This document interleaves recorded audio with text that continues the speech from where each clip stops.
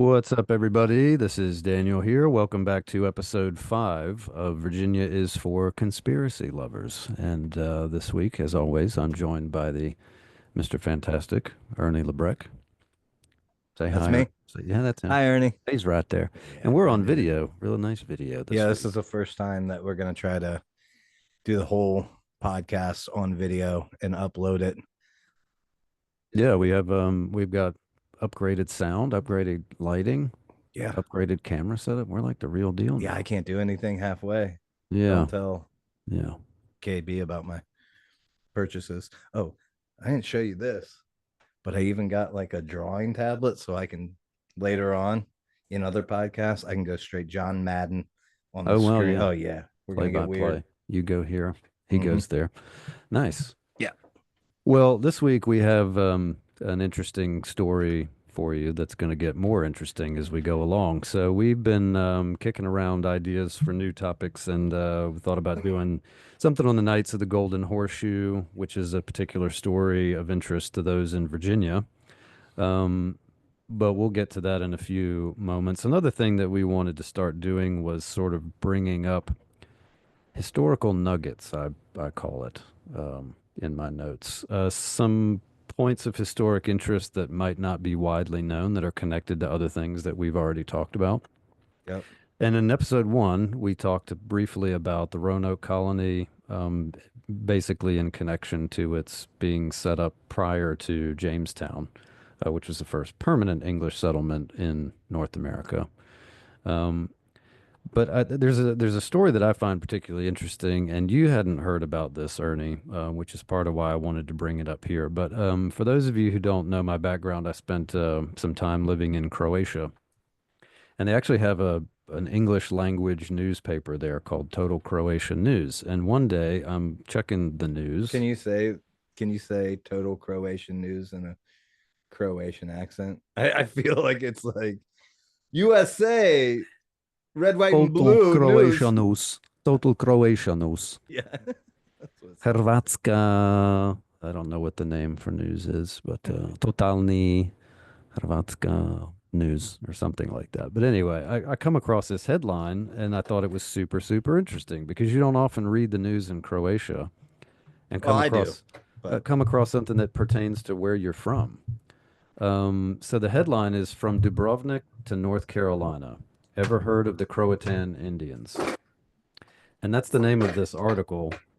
And basically, the premise of the article is that the Croatan Indians were possibly named after Croatians who were shipwrecked on the island long before the Roanoke colony.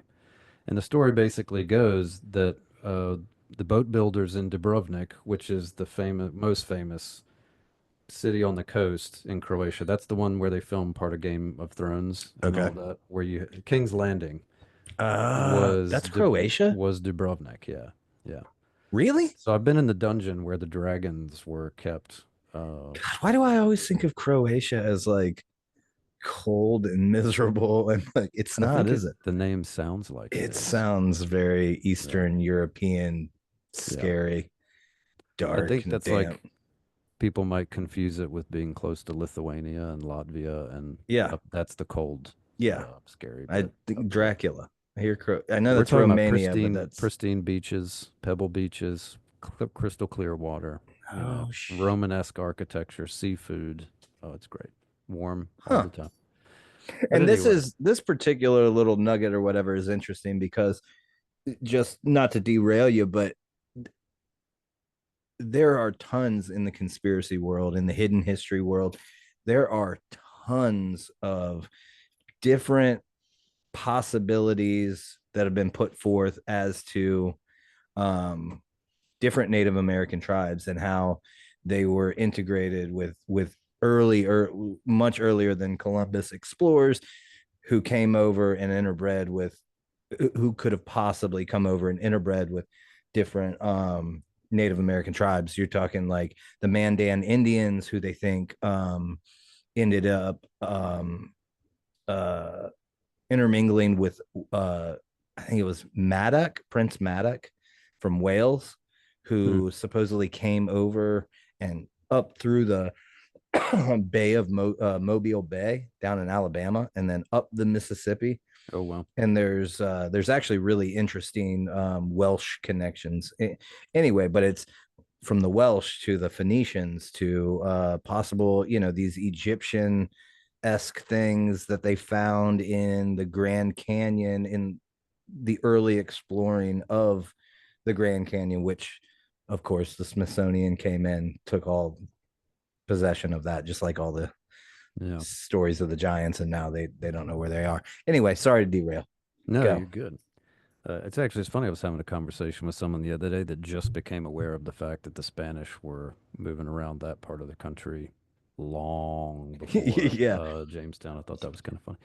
But anyway, so in Dubrovnik, these shipbuilders built these boats called caracas, and they were like these expert boat builders. And a lot of other navies would buy and use these boats. For example, the Venetians. And anyway, the story is some of these Croatian sailors, they probably wouldn't have been known as Croatians as a nation as we know them now. Um, but these guys from Dubrovnik would sail with these other navies all over the Uh, world. so you get a couple Croatians with a purchase of a boat, Yeah, kind of thing. yeah, yeah, probably so.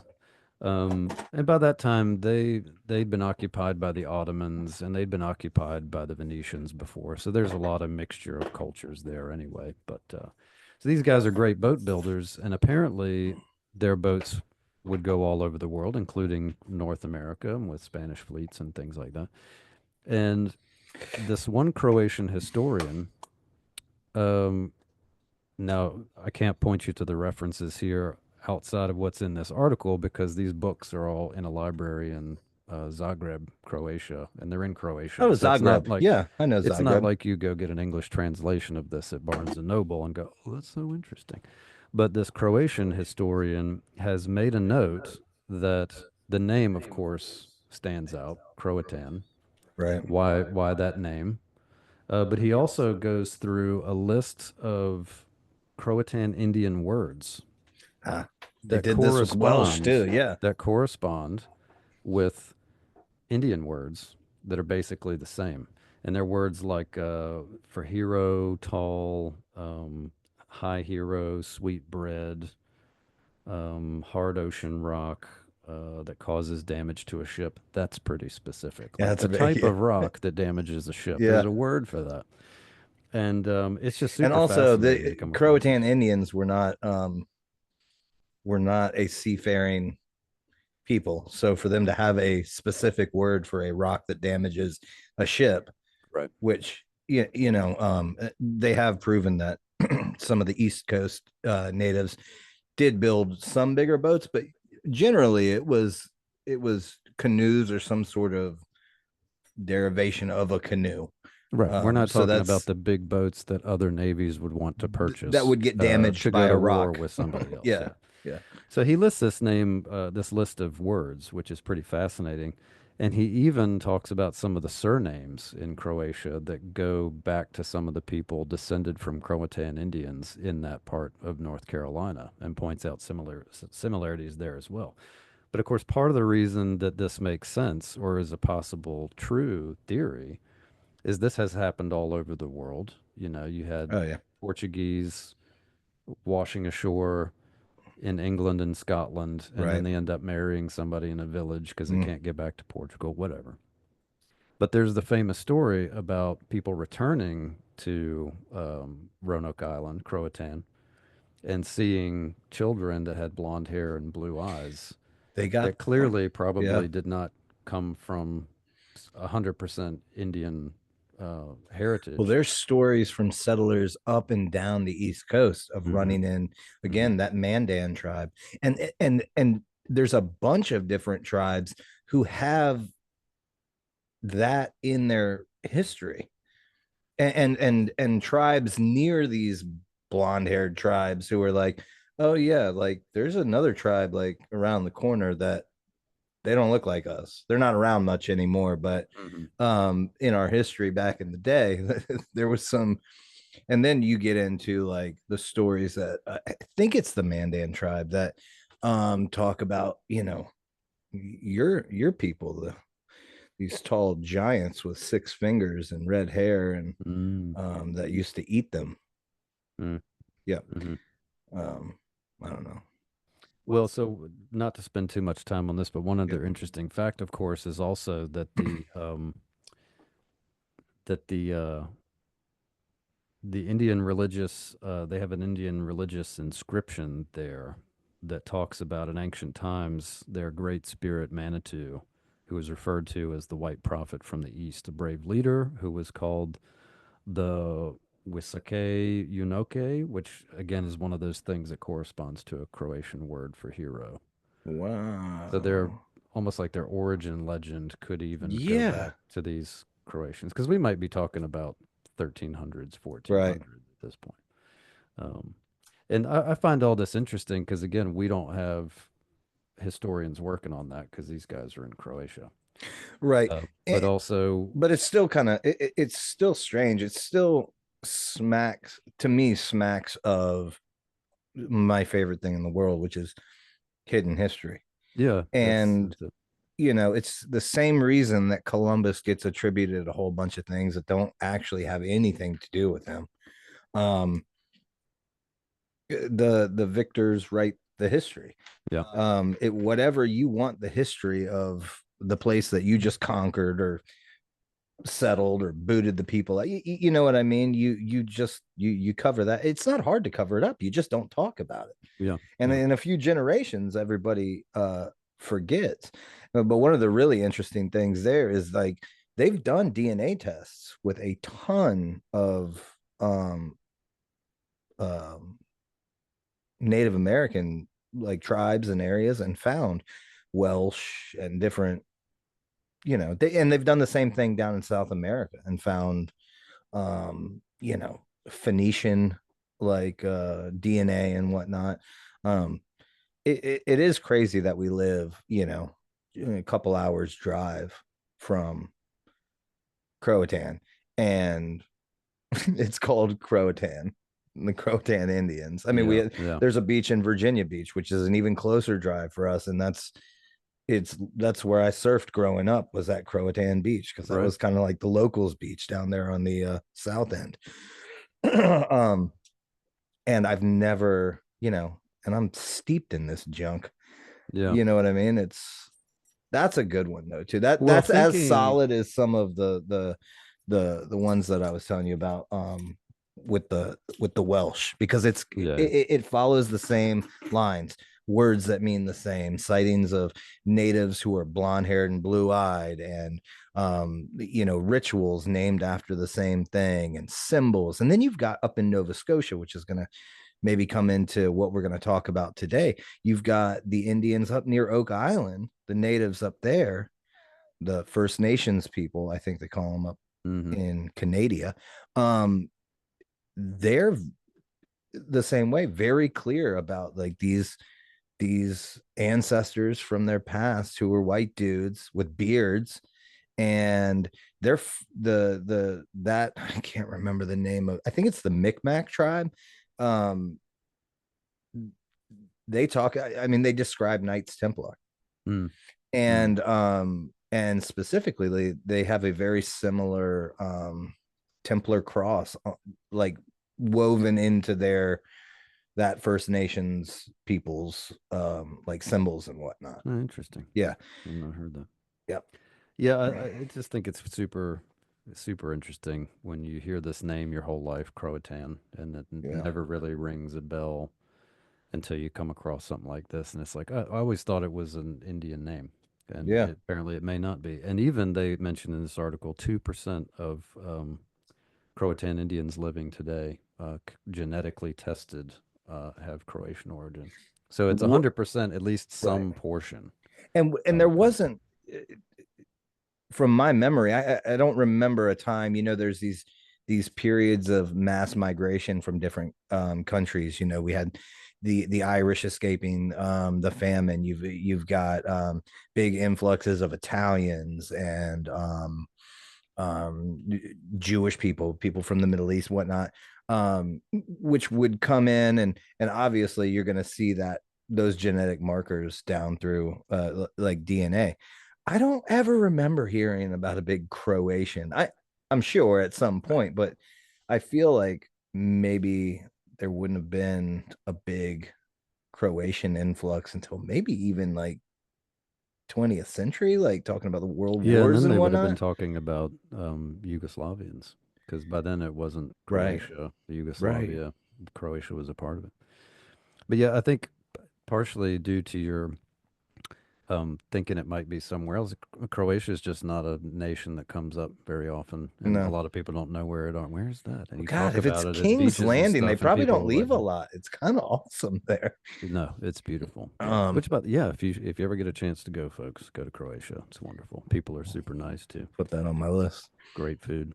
Also, and this is the last thing I'll say about this particular topic is the um the kind of mental gymnastics that you have to do to believe that not just the Croatians, who are obviously a seafaring people, but the the Phoenicians, the Chinese, Mhm. the the um the Portuguese and the Vikings, these seafaring folks who would take these incredibly long trips that are documented in their history, but never did they ever cross the Atlantic. You know what I mean? Right. The first person to do that was Columbus, even though we know for a fact that he actually wasn't. I mean, that's Yeah. it's It always makes me ask the question, why do we still tell those stories that way? We know it's not true now. because a lot of And I don't people, even know if there's a reason to preserve the narrative for some other purpose. the I can't Rockefellers, imagine what that. So the the Rockefeller. Rockefellers don't want anybody to know the I don't think they Vikings don't were want first on the anybody to East know, Coast. but the Rockefellers have their fingers in textbooks and education. They have their fingers in. I mean, the Rockefeller Foundation runs the medical world. From they, it's called the Physicians Desk Reference, I believe. Hmm. That comes out like every year, and it's kind of like a choose your own adventure book. It's like, oh, the guy has Choose this, your own adventure give in the him, medical. give him, give him this drug. Well, all the drugs are petroleum based drugs. Mm, You know what I mean? And we could get into that, but they did this. I mean, they were heavily involved in never had been before, but when vehicles started coming out, um, they started dumping a bunch of money into the temperance movement, and then prohibition kicks off. A lot of people don't know that it was probably less about. I mean, nobody really paid attention to the temperance movement for years. Everybody was just like, yeah, all right, bunch of ladies don't want their husbands wasted anymore, but this is all we do here. This is mm. 75% of what we consume in this country is alcohol. Well, then cars came We'll around. get to that with the Knights of the Golden Horseshoe. Yeah. So and then vehicles came out. And then farmers realized that they didn't need to buy gasoline for these tractors and trucks and stuff. They could take their waste from their farms, ferment it, produce alcohol out of it, pour it back in their their trucks and their We're talking about tractors and like what. corn liquor here, Yeah, running on corn liquor. Yeah. 100%. And then all of a sudden prohibition pops off. And for the first time ever, the Rockefellers dump a ton of money into it, and then prohibition pops off. All right. I don't want you to get too far Yeah, yeah. down this hole But they did the because same thing with medicine, and they this did is the same thing with standardized education. yeah. I mean, they were behind the textbooks. They're behind what they dumped a bunch of money into Johns Hopkins University, where you used to have herbal doctors were just as common as your doctors that prescribe medications. And then there were homeopathic doctors, and you kind of went to whoever you kind of went to whoever was best at curing your thing back then. And then all of a sudden, you know I guess they realize they can make drugs out of petroleum, and then all of a sudden they dump a bunch of money into I think it's the American Medical Association. I could be wrong on that, but Johns Hopkins, and then make that the path that you have to go down. And then all the other kind of doctors just kind of went away. Mm. That sounds like a whole nother. It didn't happen in Virginia, so I don't care. We Well, don't care about but it. that's not true because where do we have an obvious connection to Virginia when you're talking about the Rockefellers? It's already come Oh up yeah, in episode 1. William and Mary. I mean, it's So there we go. yeah, William and Mary and Colonial So Williamsburg. if Oh, we're our gonna get into that too if our today. foothold on the beach is Williamsburg and William and Mary, Yeah, then certainly we can move up the bluff and explore other aspects of sure. I like that. Rockefellerian I conspiracies. get scared talking about them too much. Nobody even knows who they are anymore. I'm not saying they're not doing Everybody. stuff, but Everybody in my where are world they? knows who they are. But Huh? where are they? Where are they not? Like they're not in the public eye. Everywhere, Daniel. We're not talking about Elon Musk. They're on TV all the time. Yeah, though. that's true. That's No, they're what, that's what I'm behind the saying. scenes, which is Oh, I the know they scary are. one. I Yeah. know they are. I'm just saying, Um, like, they're not. Hey, look, we're the rich Rockefellers now. They're secretly That's when they get controlling more the universe terrifying. from Yeah. somewhere else. Yeah. All Anyway, right, and I think they're one of the small families in the grand scheme of things. that's very interesting. Yeah.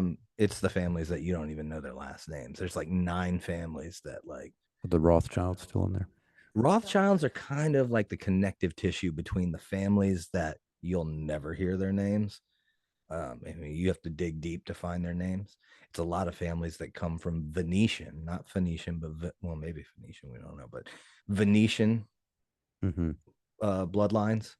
Um, and and then like the Rockefellers, Astors are here.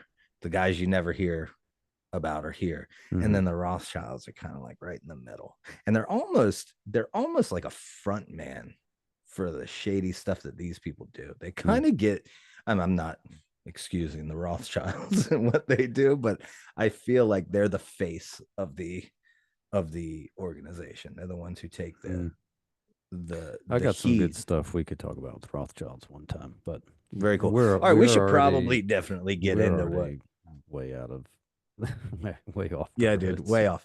All right, let's get into it. Should have never mentioned the Croatan Indians. Well, you can mention anything to me, and I can go off in a million different. Yeah.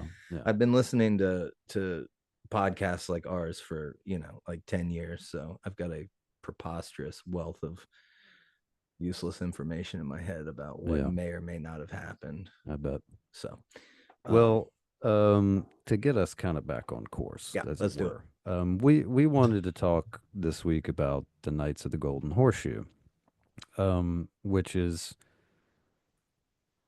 I don't think, too conspiratorial, really. It's an expedition to explore the western part of Virginia, or the interior, as they called it at the time. Governor Spotswood is the governor of Virginia, but Ernie has been calling me for 3 days, telling me otherwise. There's a lot of weird stuff that he's come across, but I'm going to go through just sort of the understood factual historical background of this expedition, because it's I wanted to talk about it again, not because I thought there was anything conspiratorial about it, but it's kind of a story that a lot of people, even in Virginia or from Virginia, don't necessarily know. Yeah, I'm mostly familiar with it because I've driven by the historic marker where they reached the summit of the Blue Ridge and looked which into happens the to be a Shenandoah pyramid. Valley. Don't steal all the stuff, man. I got all these little things in here in parentheses I want to mention because I know it's going to get you going. You're like, it's a pyramid. And I'm like, yeah, well, who built it, and where are the Masonic markings on it? No. All right. So, well, before you get into it, I did want to just say that when you brought this one up as a possibility, and I kind of looked over it, like a cursory like glance at it, I was like, whatever. This is gonna be dumb because and I should have known, but it's a mainstream historical narrative of what you're gonna get into, and I'd never really heard it talked about Right. in the conspiracy like kind of realm. And not so much conspiracy, but like even hidden history. I haven't really heard many people talk about it. Anybody talk about what I found. So we might there are different facets to it that are kind of interesting. You do find some cool stuff. looking into just the first person I decided to peek into, it blew up, and It was it's the most important person of our story, really. yeah, Not and on the I couldn't even surface, get because of past him. course Governor Spotswood is supposed to be the hero of this story, but he's not the most interesting person on the No, expedition. and I couldn't, like I said, I think we might have to do more on this because I'm going to keep digging into it, and we've got a pretty healthy size podcast we're about to start, swear to God. All right. But Well, there's a let me ton do the more. Like, rundown so go do it, you can, get after it. because I'm going to go down this stuff and then I'm going to let you off the leash, and All right. hopefully I don't have to do too much to pull you back in, but we'll see how that goes. Oh, it's gonna So get in weird. 1716, Governor Spotswood gets an expedition together. He asked permission from England to take this expedition to go west from Williamsburg, kind of to the frontier at that time of Virginia, and just see what was in that direction, basically. Because at this time, in 1716, you're not too far off the American Revolution, 60 years about. But there still weren't a lot of people going out there. People had explored up and down the Mississippi, right? But a lot of people weren't going overland and really Further branching west, out yeah. in that area. So they gathered this expedition. They were They looking got, for a pass, right? Through the and they're trying to yeah. figure out how to get through the mountains because that's your natural barrier. What's the best way to get through there and see what's on the other side? So they get together about 50 guys and some horses and some baggage. This includes some rangers, Mhm. woodsman types, some servants, some other gentlemen, and those gentlemen are referred to as officers in this expedition. And they take along, I don't even know, I didn't come across anything that explained why he was there. But the reason we know what happened on this expedition is a Huguenot who is mentioned specifically that he was a Huguenot. Lieutenant John Fontaine goes along to document this expedition.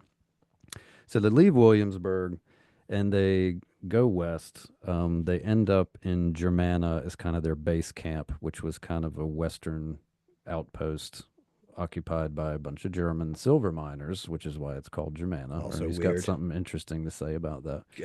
I'm They're like not the first chomping at the bit. Germans. They're not the first Germans in Virginia. First Germans in Virginia were glass blowers at Jamestown. That makes We'll know sense. that. And then later on, Germans come from Pennsylvania south into the Shenandoah Valley and populate the northern part of the Blue Ridge in the Shenandoah Valley, whereas the Scots Irish populate the southwestern part. But that's not really part of our story anyway. So the expedition, Well, the Scots Fontaine, Irish will that'll come back. that'll come back. Fontaine writes every single day in his diary what happened on the expedition. Some days it's like, I've had a fever, I didn't feel good, so I laid down. Other days, but he talks about we made 13 miles today. So and so fell off a horse in the creek, so we called that creek, we named it after him, and not super detailed, but a pretty accurate description, supposedly, of what they were doing. But they end up getting to the Blue Ridge Mountains and they cross the mountains at Swift Run Gap, which you can go there today and see the marker when you go on Skyline Drive and get off on what is that, 33 or 17, whatever that route is. I've driven this hundreds and hundreds of times because we go to that part of the Shenandoah Valley often and have a camper up there. But the marker is there on the top of the highest point on the road. I give a great photo of that, by the way, in fog when you couldn't see anything Yeah, on the yeah. mountain other than the marker. It is a pyramid, as Mm. Ernie has already spoiled. We'll have to go up and examine it more closely or look at some It photos was because I put know up. there's got to be something weird about it now that you're going to find. You're going to look at, you see those etchings on that bottom left cornerstone? That's what that means, man. Well, the pyramid is interesting, but It it is was probably interesting. put up there by the daughters of the. To be clear, this Yeah. marker was not left there. This is No. something that was put up far later that just has like one of those bronze plaques Mhm. bolted to it that says this is where they crossed the mountain. So they go up there, they get to the top, they see the Shenandoah Valley, which this is another little known fact I find with people is that the Shenandoah Valley was basically like an African savanna.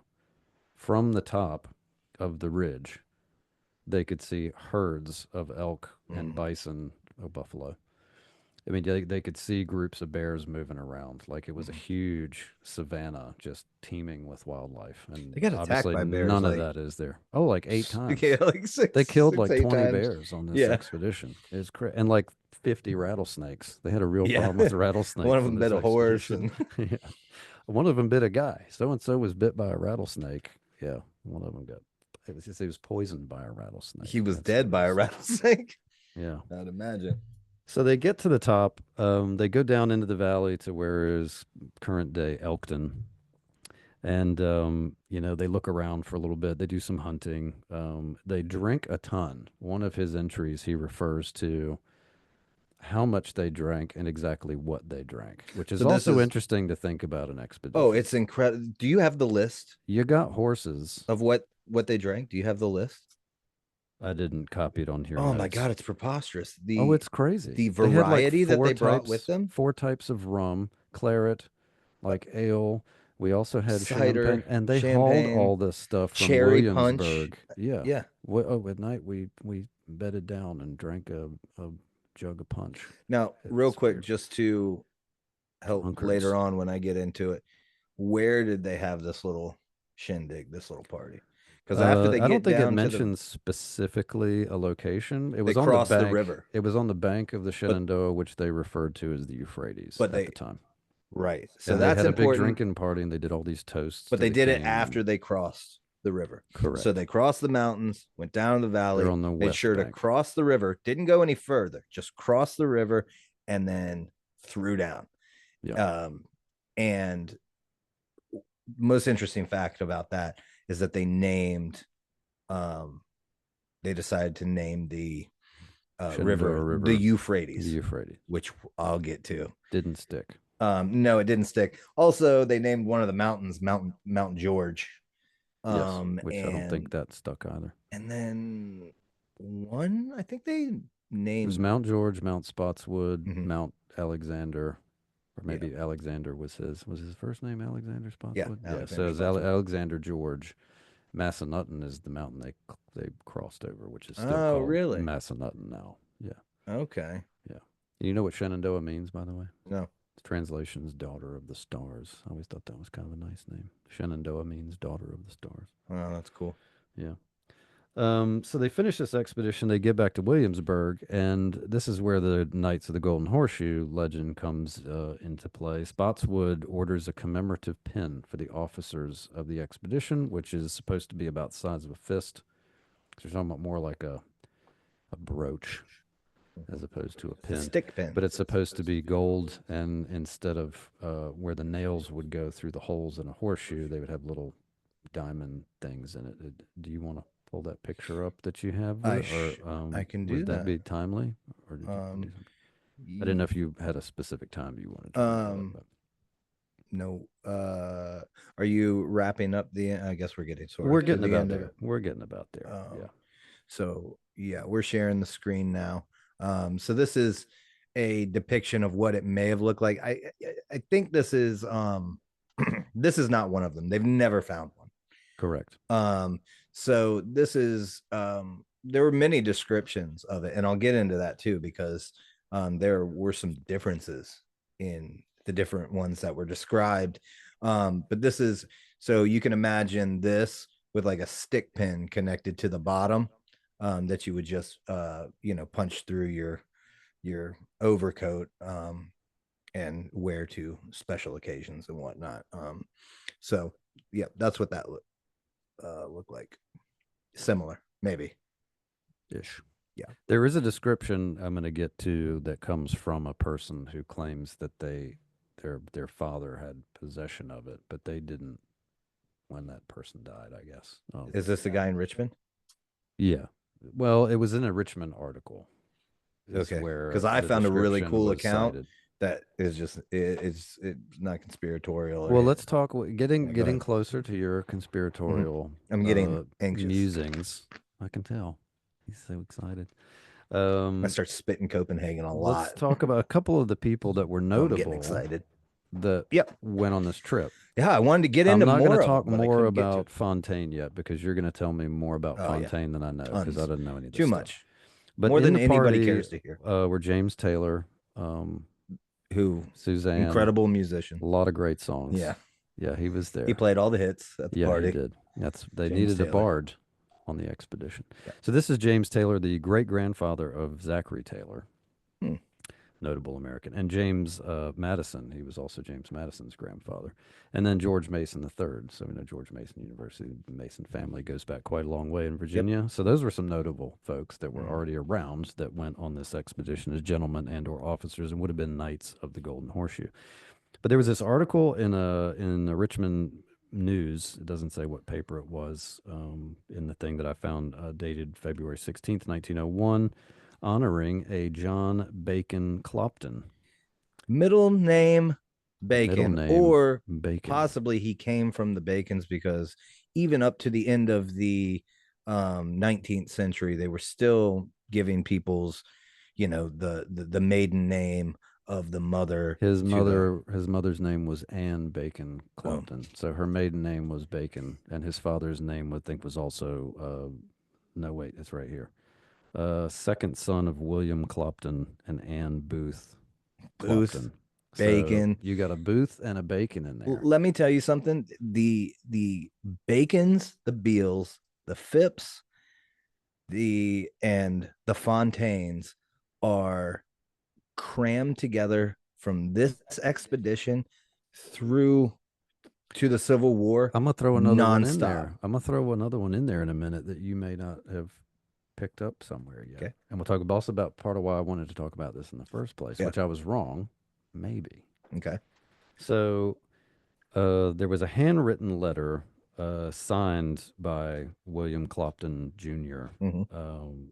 That is now, it was part of the John Bacon Clopton papers that are now at Duke University in Durham.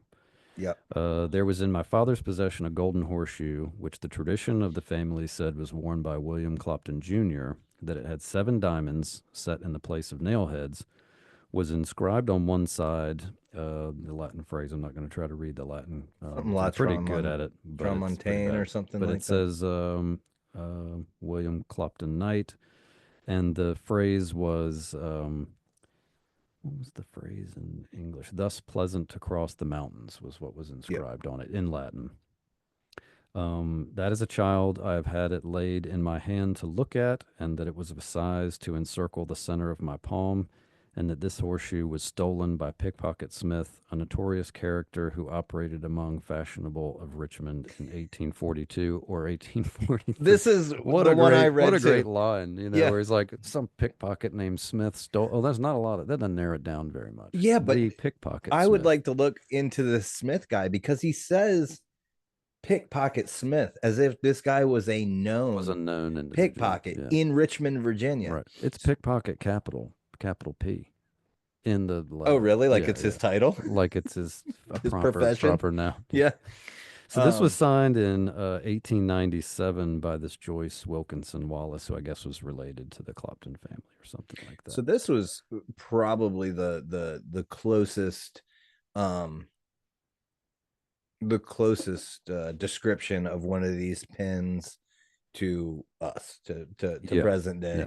Yeah. Which It is seems like interesting. that's the standard one given as to why we know what it looks like at all. Yeah. As opposed to a horseshoe that somebody just kind of slaps some Well, gold I paint found on like it. 3 other accounts, and I don't have them on here, but Of course you I, don't. You don't ever have any I references. do have references.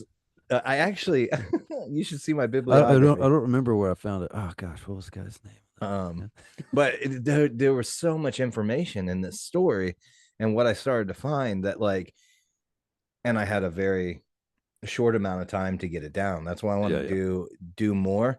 Um, is because I just couldn't get it all down, and I'm gonna forget a ton of stuff, because this isn't like my William and Mary Williamsburg research, which I've been doing pretty consistently for like 6 or 7 years, and just going over and over and over and over it. This was like the last like 3-4 days. Yeah. This is all I've like consumed and looked up and looked into.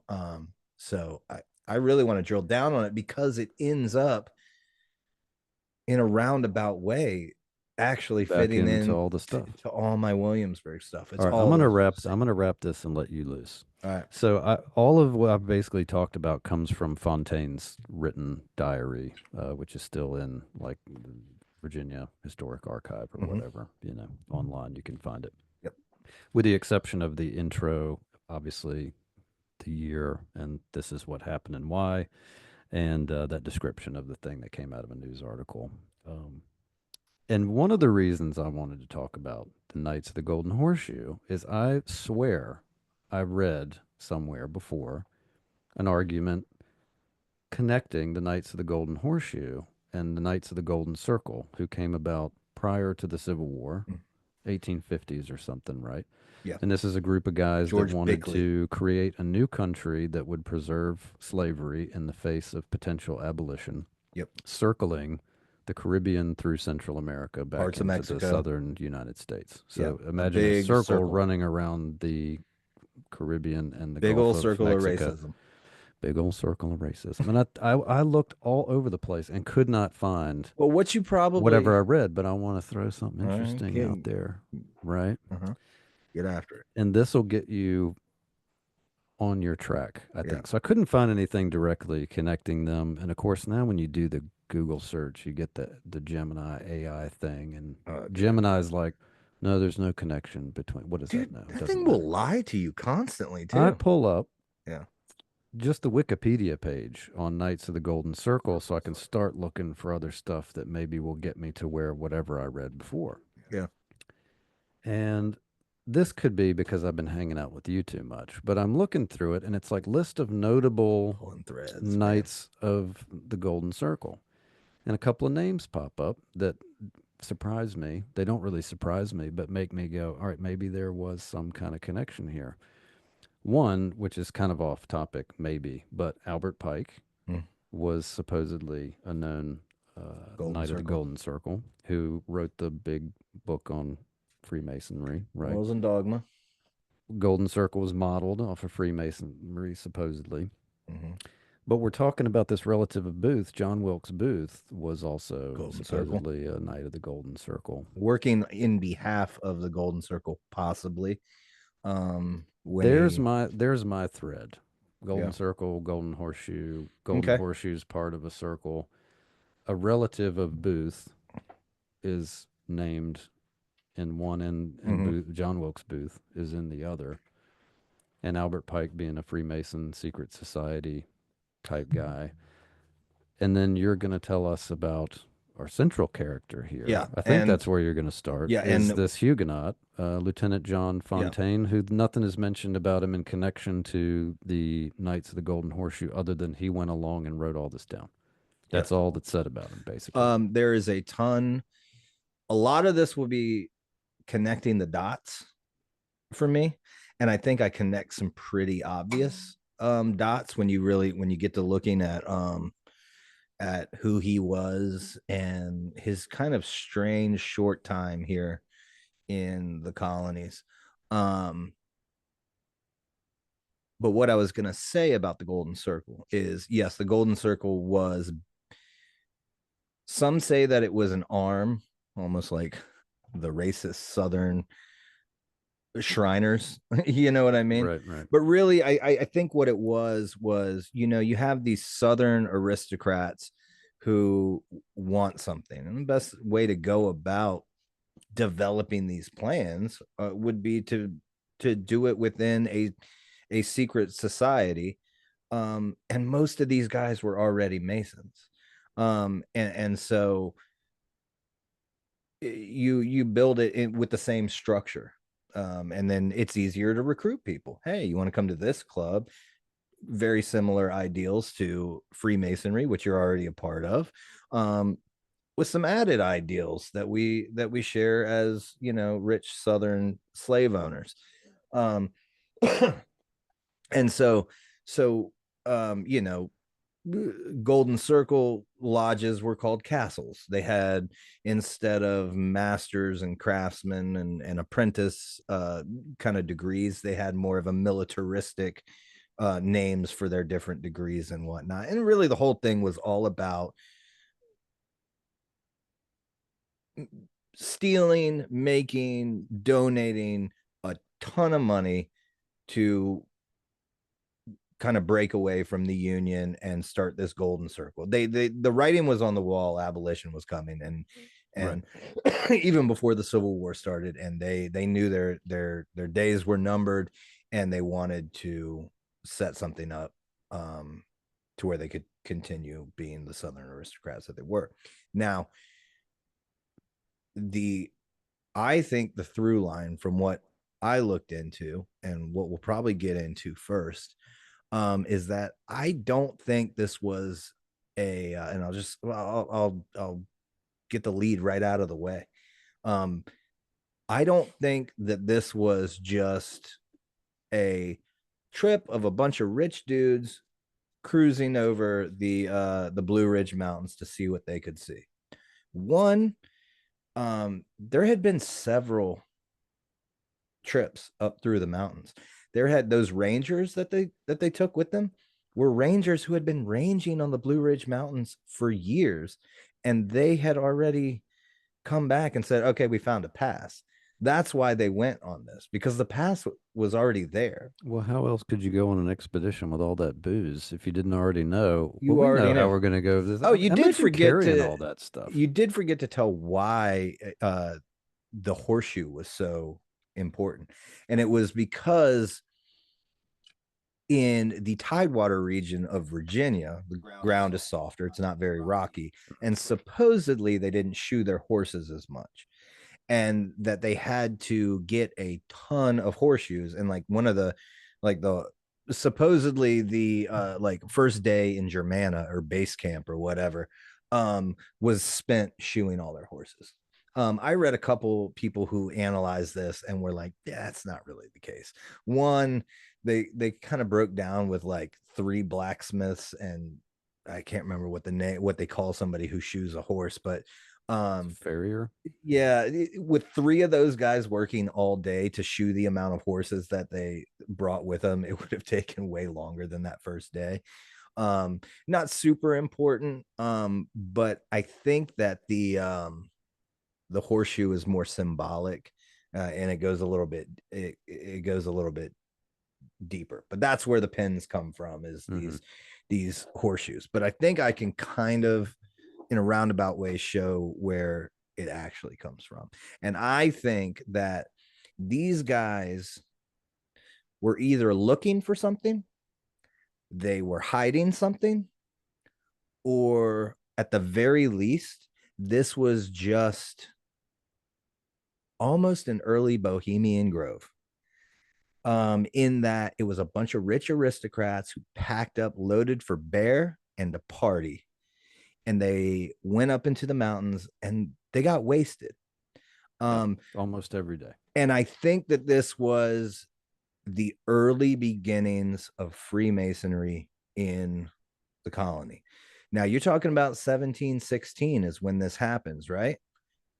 Well, 1717 is when the Grand Lodge of England goes public. Hey, Freemasonry is a thing. Now, obviously, Freemasonry goes back further than that, depending on if you look at where researchers say it come from, or you look at where Freemasons themselves say it come from. It could come from Solomon's Temple. It could come from the medieval Mason guilds, from operative to what's the opposite of operative, or not the opposite?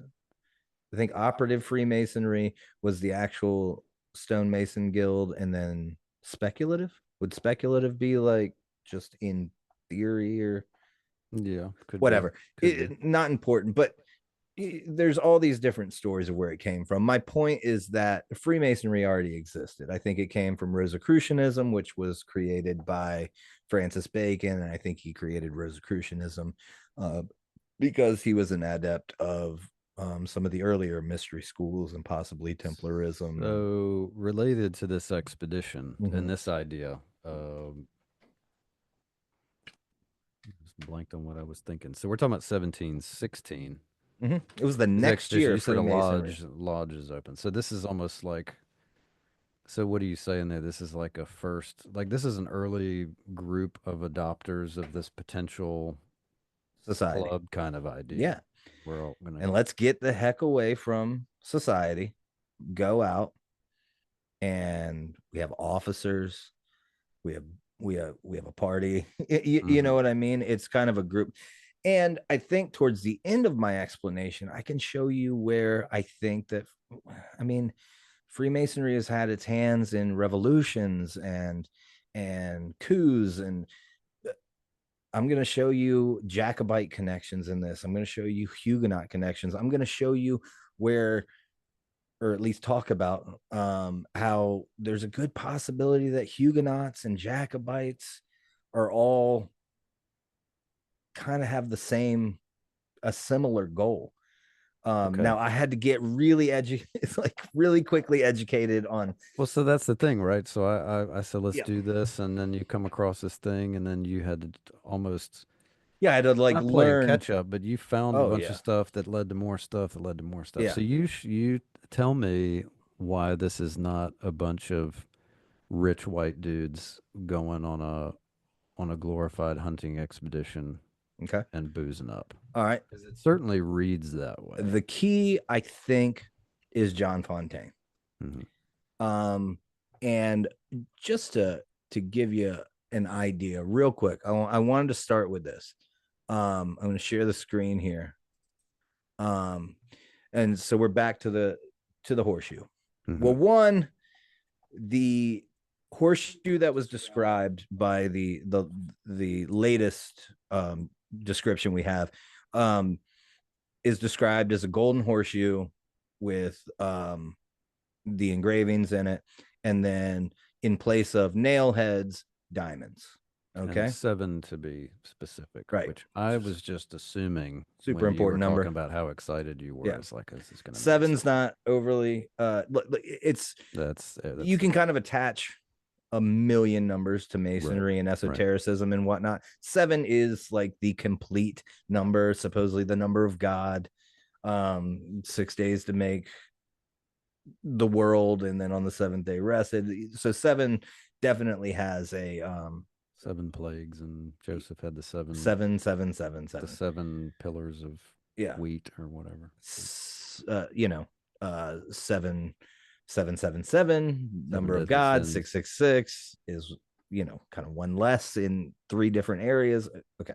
Seven deadly Um, sins. Can't forget that. but in the other descriptions, I found three or four other descriptions of this golden horseshoe pen, and one, it was described exactly the same way, except for um, whoever's it was, it had their name, knight, Right. whoever, um, but then described with garnets, and not very specifically seven garnets. Fontaine says in his diary, precious metal, precious stones. He doesn't Yep. specify what any of them Well, are. I think they were all different, Hmm. which I'm going to show you in just 1 second, or I'll talk about that in Freemasonry, a um, each degree corresponds to a different stone or a different combination of stones. Now, if you took these guys up to say, hey, we're starting a thing, and there's different levels to this thing, and there's different officers in this thing, and then you decide to gift them all with this golden horseshoe, um, there's going to have to be a delineation between who is what in what position or whatever. So the And guys who so got sick and had to be left behind for a little while, or I don't, the guy that fell off the horse, and the guy that got bit by the might rattlesnake. not have got it. They got the cheap stones. Mm-hmm. The So, guys who made it to the so I've top heard it unscathed described got the diamonds. as diamonds, Mhm. garnets, and then a a variety Hmm. of different ones. So maybe some diamond, garnet, and emerald, whatever it was. And so what I want to talk about is the horseshoe symbolism is common in Freemasonry. It's Hmm. a common symbol, the horseshoe. The golden horseshoe with jewels. Um, Oh, I'm sorry. But in masonry, yeah, different jewels correspond to different degrees. Eyewitness accounts differ, like I said. Some say a mix of different jewels, some say garnets, and then the diamond. Um, it also some claim that the horseshoe symbolism is not in particular with this expedition, but horseshoe symbolism within Freemasonry could be a nod to the Templars who the Masons say they came from. Because the Templars, who were a bunch of rich Southern, well, it started off with 9 Templars, and they were rich Southern French, like second sons of noble families. They cruise over to the Crusade, uh, almost immediately speak to the new king of Jerusalem, and he's like, "Yeah, I like you guys' idea." Like, the official story is he's like, "Yeah, you're going to protect pilgrims on the way to the Holy Land. Well, I'm going to set you up on the Temple Mount."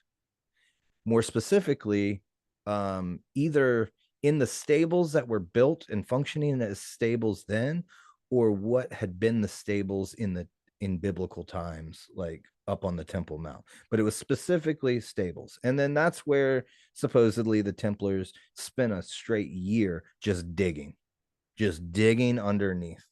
And supposedly that's where they found something that after that year, they packed up their crap.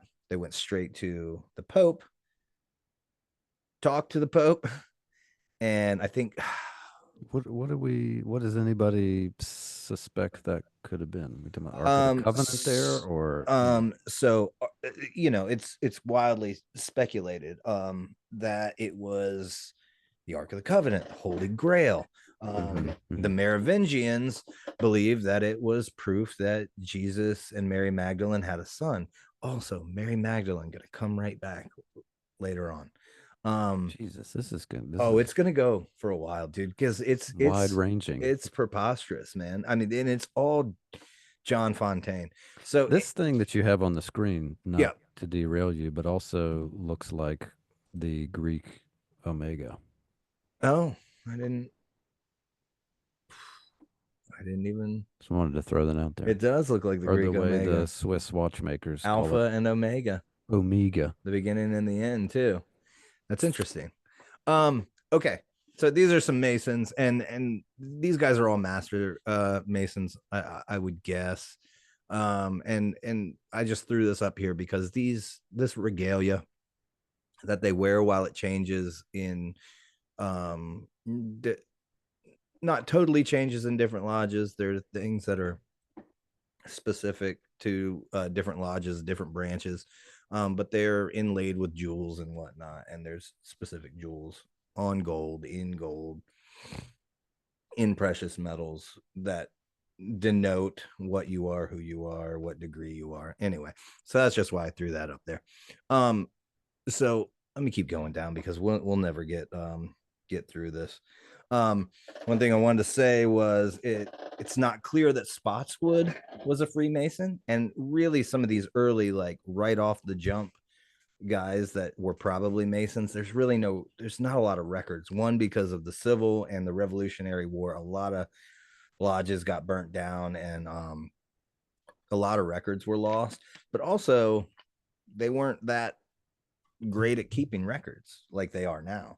Well, if you As were far as trying to be a Masons part of a secret society, you may not want to keep they records, kept and minutes, you man. may not run around telling everybody in Well, your no, diary. I went to the Masonic meeting the other night. Absolutely. Presumably, if they were very serious about it, they would have been trying to be pretty secretive about it. Absolutely. So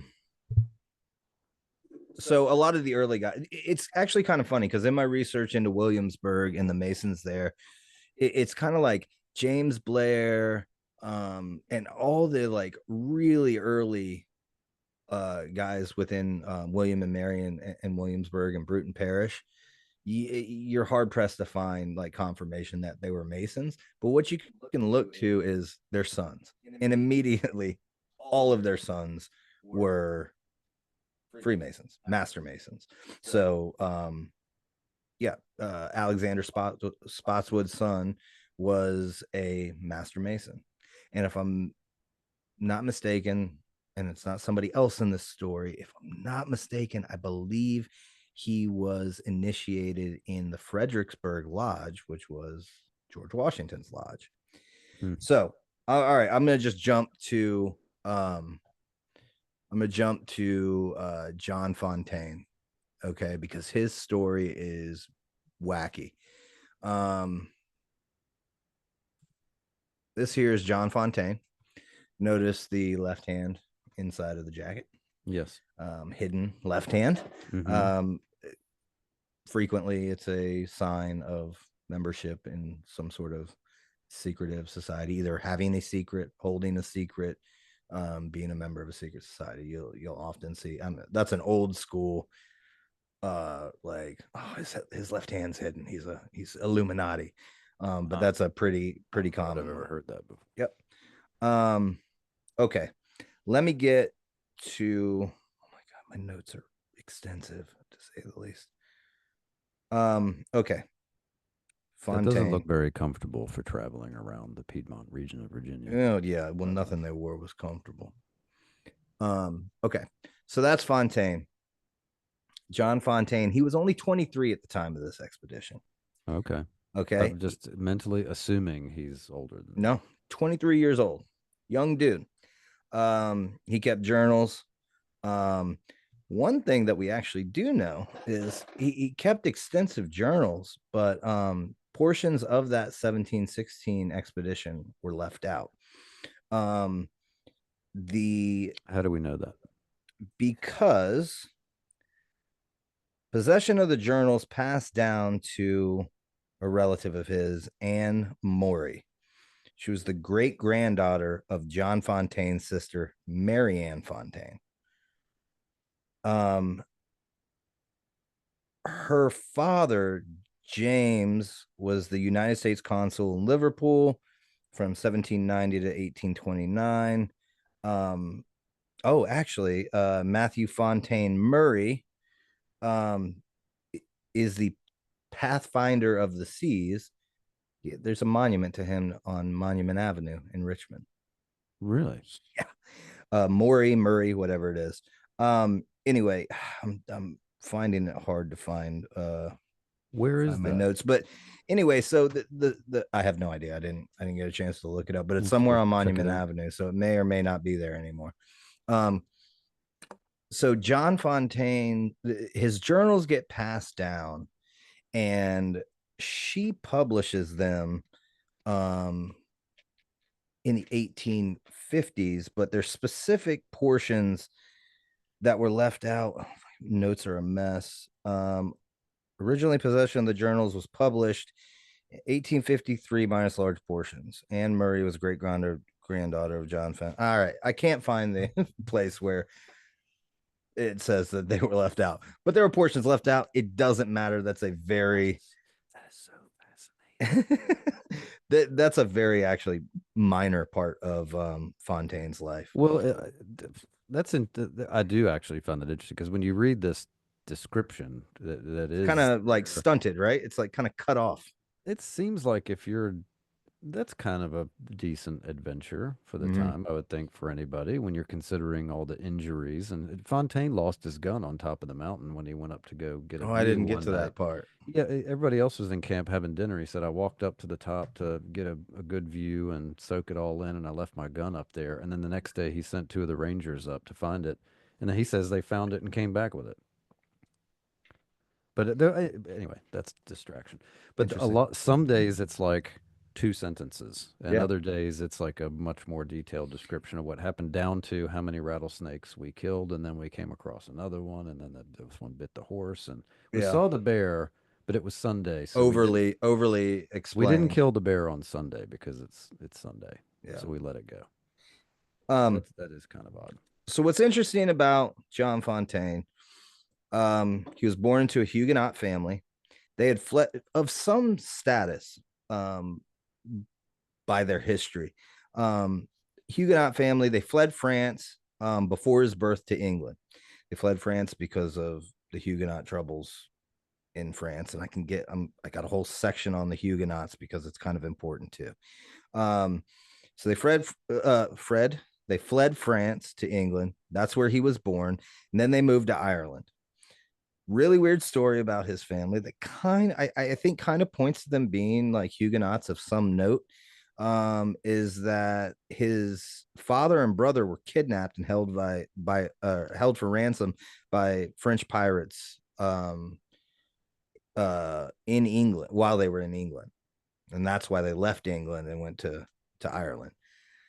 That'll come back again with he goes while he's in the colonies. He goes for a short 6-week trip, the only place out of Virginia that he goes to go hang out with the governor of New York, who also got kidnapped by French pirates, and then wrote the first play ever written and produced in the colonies. And it's a play about a secret society meeting in the basement of the governor's mansion in New York, plotting to have him kidnapped by French pirates.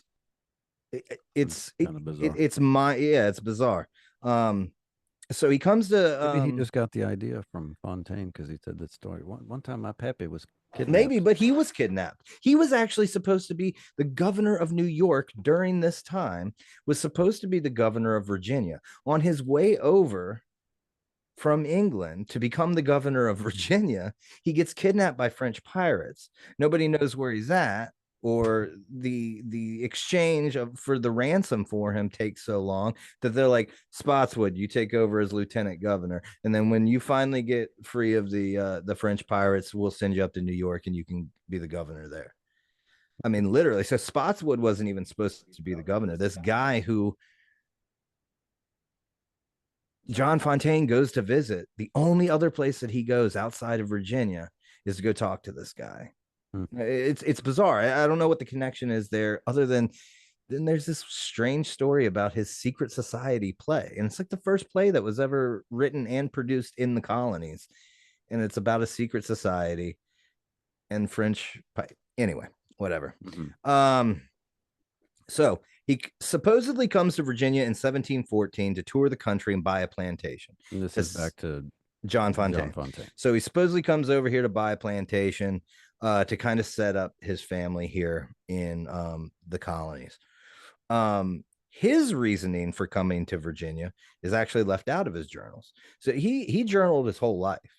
And this descendant had his journals, and for some reason, like he gives his reasoning for all the other stuff that he does while he's in Ireland, whatever. But his reasoning for coming to Virginia is kind of mysteriously left out of what she published. It's almost like she published, and we're getting into some of the like weird parts of what was missing from those journals or whatever. Okay. Right. So it doesn't say that he's going over there to buy a plantation, which if that's was what he was doing, it seems like a pretty benign thing to have included in your journal. I think it's also odd too, because I was under the impression a lot of those early plantation owners, you didn't go buy one. Somebody gave you this huge piece of land because you were connected to somebody. You got a land grant from the king. You're going to plantation this thing. You had to get a land grant from the king, which is interesting and weird. And it also points to they had a bunch of money. These people who have been chased out of the south of France by Louis XIV, basically, have a ton of money. They're in Ireland, just sitting on a bunch of money, enough to where pirates are kidnapping them and holding them for ransom, and enough to where they can give their 23-year-old son enough money to go to the New World and just buy a big tract of land. So I just wondered about at that time period how you would flee with large sums of money from one. Well, they weren't really fleeing at that point. They were set up in Ireland. They were safe there. That was like a refuge for. But I mean, from France. But yeah, like, how are we going to take the family fortune if we're being run out by the king? I've always wondered how people seem to move. And it was illegal when he repealed the edict that Henry of Navarre put in place that protected the Huguenots. When Louis XIV ran that back and was like, nah, it's illegal to be a Huguenot in France now. It was illegal to be a Huguenot in France, but it was also illegal to leave the country.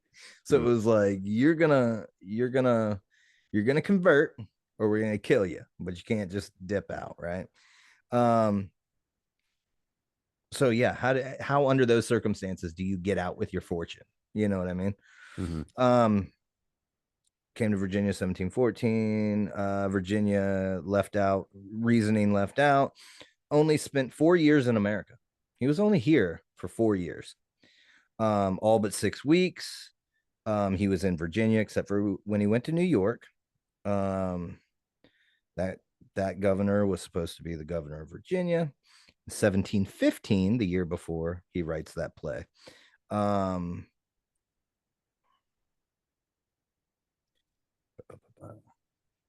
So he spent the whole time in Virginia. And of the Virginia time, most all was spent on 3 expeditions. This wasn't his first. So one was with Spotswood, and then One was with Spotswood. The other two expeditions was he just cruised up to Germana base camp and hung out there for a while, right? And then actually it's in his journals. If you go back a little earlier than the Spotswood expedition, they just kind of go out into the woods, him and like a couple of guys. And there's one part where they get lost and they had sent the guides away. And then they get lost, and then he has to like shoot they have to shoot a bunch of times so that they hear him and come find him. Anyway. Okay. So this is where it gets really interesting with John Fontaine, I think. So the 3 missions to Germana, and I've got notes on Germana which are insane, and especially who was at Germana, who is connected with Spotswood. We'll get to it with the expedition, or regardless of the expedition. Regardless, like the year before in Germana. Yeah, the year before. Yeah. So what's interesting is John Fontaine gets on this ship in 1614, cruises to the New World. He landed in Virginia near Cumberland, near North Cumberland County on the Potomac. Okay.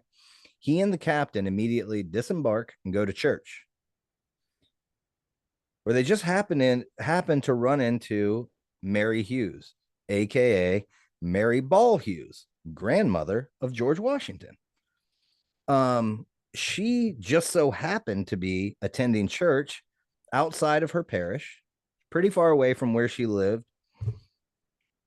And she just so happened to have, and this is in the journals, she just so happened to bring 2 extra horses with her and invited the 2 men back to her home at Cherry Point. That could be just so happens. That could be just so happens. I mean, we're talking about a time where there's not that many people around. I understand. You can run into somebody. I'm not making any grand almost connections, but it is weird that it's George Washington's grandmother with 2 spare horses. With 2 spare horses, George Washington, later on a Mason, involved in the hugely involved in the revolution. Was he involved in the revolution? Yeah, he was a pretty big deal in it.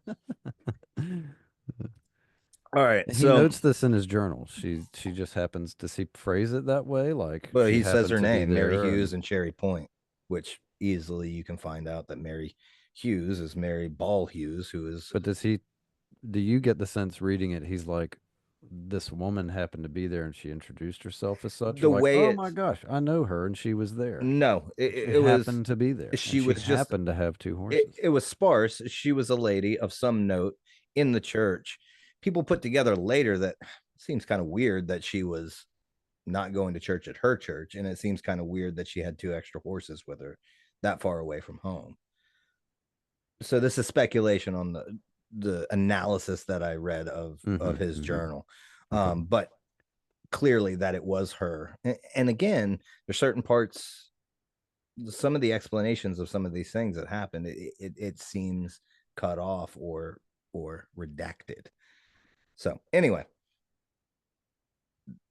they eat dinner, spend the night, and then they immediately get a sloop, okay, and set out for Williamsburg. They go straight to Williamsburg. So pretty good idea. That was the plan the whole time. Was how do you know it was a sloop and not a pinnace? Because they said it was a sloop, and I agreed that I wouldn't say pinnace. Oh, okay. A lot of times. Well, you agreed. I didn't. I have the sense of humor of a 12-year-old, and I can't say the word pinnace without giggling. So they go to Williamsburg. What's interesting, there's several landing spots in Williamsburg, but they decided to land. Not that any of those were any better than this one, Archer's but Hope. decided to land at Williamsburg at Capitol Landing, which is located on College Creek, earlier known as Archer's Hope. Just interesting to my research. It doesn't mean anything, but Well, to remind people, though, the reason I threw that out there is if again, if you harken back to episode one, we're talking about, well, now I'm blanking on his name, but the guy that wanted to put Gabriel Archer. Gabriel Archer wanted to put, I'm blanking on his name, Archer's Hope. Oh, that's good. Yeah, Gabriel Archer wanted the original Jamestown settlement to be to be the right fort, where the William and fort to Mary be is. at Archer's Hope. Yep. Why it's called Archer's Hope. Yep. So that's where they land, and they immediately go and meet with Spotswood.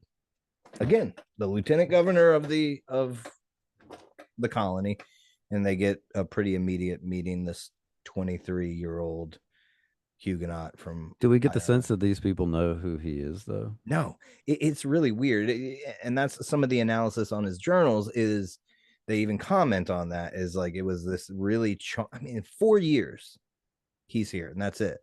Immediately becomes pals with Spotswood. Runs into old Georgie Washington's grandma. He like it was a really charmed kind of existence here, right?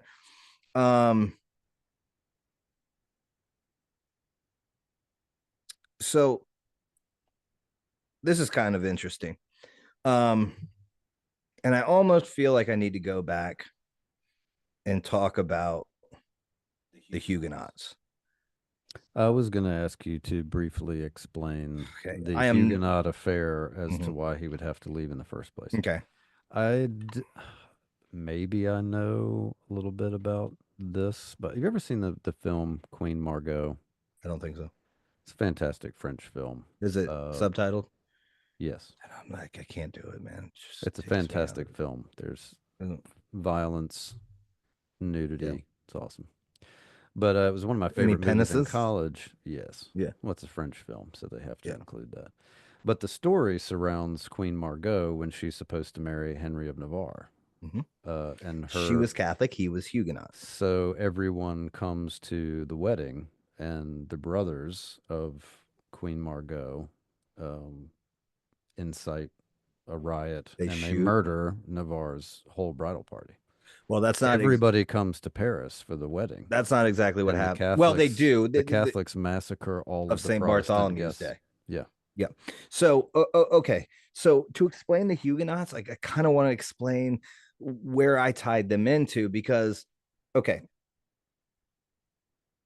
It was one of many inspirations for the Red Wedding in Game of Thrones, too. Okay. So the Plantagenets, this is going back way before the Huguenots. Wow. They were a royal family in France. They had La Rochelle, which was an Atlantic Ocean base, very important kind of base of operations for forts and stronghold. Which means small rock in French, by the way. La Rochelle. Plantagenets gave from Seinfeld. Remember that? The plans you can't. I derail myself, dude. You can't derail me. I know. I'm horrible. All right. So the Plantagenets give La Rochelle to the Templars in the 1100s. Not the whole town, but they give them a stronghold there, right?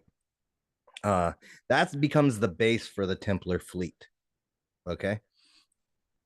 A lot of people don't know about the Templar fleet. It gets into some other weird stuff that is all around what happens just before our boy comes over to Williamsburg. It's said to be the place that the Templars sailed from when they dipped out of Europe, basically, when they were outlawed in 1307.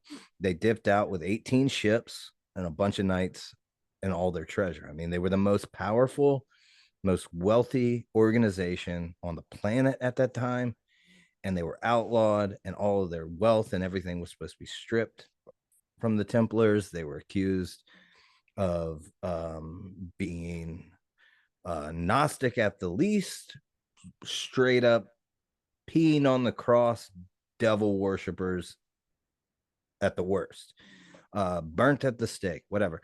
But it is said that the ones who were able to get away went to La Rochelle, boarded 18 ships, loaded all their crap up, all their treasure, whatever they may or may not have found underneath the Temple Mount, and they got out. And then nobody knows what happened to them. Nobody knows really where they came. But then you get these stories and these rock inscriptions in North America with Templar crosses on it. You get the Oak Island mystery with the Micmac people. So huge fleet. They get out of there. All right. Almost 300 years later, the Huguenots kind of are allowed to are given permission to set up basically kind of the Huguenot home base becomes La Rochelle. So the theory is that there's possibly a Templar connection with these Huguenots. The Huguenots are like underground Templars in Uh, some way, maybe. Possible. When you look at the similar, I don't say this about all Calvinists, right? Because I don't think like any other organization, denomination, whatever. I think that there's good fish fry masons in the world, and then I think there's the rulers of the world, like doing gnarly stuff behind the scenes. And the same with Calvinism. Calvinism is predeterminism, where um, the Huguenots were Calvinists, followers of Calvin, Protestant, who believed in predetermination. Basically, if you're going to heaven, it's already been predetermined. Well, Tulip and all that, right? yeah, and that brushes up sort of slightly against Gnosticism, in that if everything's predetermined, who cares? It cares kind of thing. And it was, and there were shades of Calvinism within the Huguenots. There were people who, you know what I mean, it was almost used as a tool, this predetermined thing. And a lot of times it was predetermined that the nobles and the aristocrats were predetermined for heaven. You know what I mean? That Yeah. kind of that same kind of control structure. And I'm probably butchering the Huguenot history, but it's in the ballpark. Okay. Mm-hmm. um, so they're based out of La Rochelle. The Plantagenets, very big in the whole the early France, to the Templars, to the Huguenots.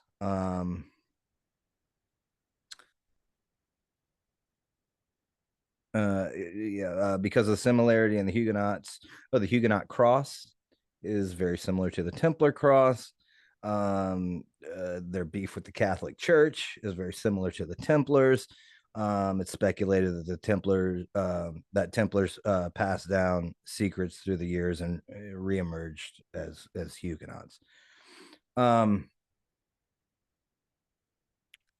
Huguenots were massacred. The 30,000 Huguenots were massacred in 1572, after Prince Henry of Navarre married a de Medici. The Guy family, close associates of the de Medici, one of the leaders of the Guy family, um, supposedly shot a Huguenot officer from the window of like where the wedding was or something like that.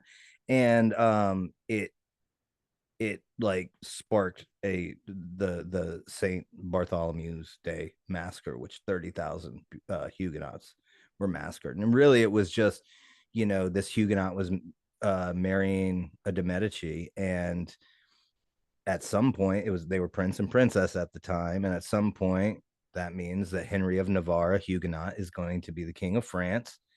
And the Catholics weren't stoked about that, and somebody, took a shot heard around the world, and it sparked this massacre. And really hard times for the Huguenots for a while, but then Henry of Navarre does ascend to the throne. So now there's a Huguenot on the throne in France, and he puts out the Edict of Nantes, which allowed religious tolerance. But by the time Louis XIV comes in, he repeals the edict, with a new edict, the Edict of Fontainebleau, and which made Protestantism illegal, caused migration of 400,000 Huguenots, which was illegal in France. So this is where Fontaine would have left. Yeah. His parents would have left France. This happens all about 20 years before our boy goes over to Williamsburg. And you said his parents fled, and he was born in England, right? Yes. Yeah. So his No, he was parents born in fled. England. They fled. They were fled. He was born in England. Then they moved to Yes. Ireland because his dad's kidnapped by French pirates, and then at some point Yes. he ends up in Virginia. Got it. Now, going back to Masonry, French Huguenots are credited as being involved in the early years of Masonry. Calvinism and specifically Southern French Huguenots are I mean, there were specific Huguenots in the founding of the 1717 uh, Lodge of London. Okay.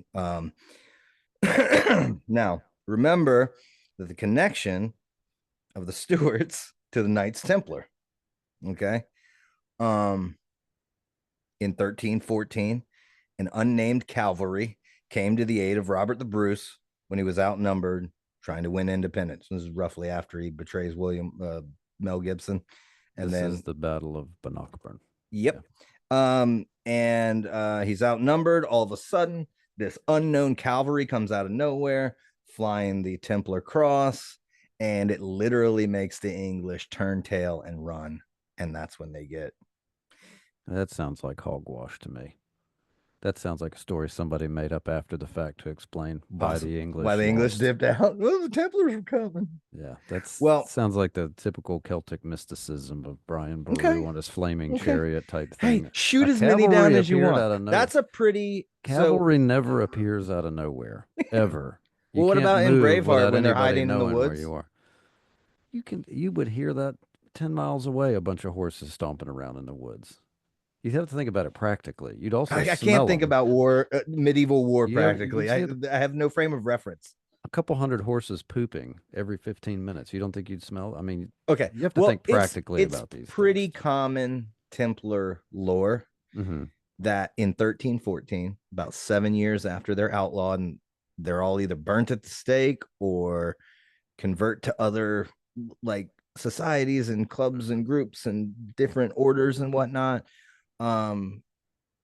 or dip out on the ships from La Rochelle. It's a pretty known thing that a sanctuary for the Templars was in Scotland. Yeah, You're makes sense talking because about nobody wants to live there. I think it's beautiful, but that's always been the things. Like, who the heck would want to actually right. live there? That's why it's never been heavily populated So there. there's tons of obviously, Good you place to look at the Da hide. Vinci Code, the Rosslyn Chapel is a chapel built around shortly after that, that is just lousy with Templar symbolism. Hmm. Not only lousy with Templar symbolism, but it's got symbolism, things engraved, carved into the stone there that they hadn't been to North America yet. There's ears of corn, Hmm. you know, and then that leads to the speculation.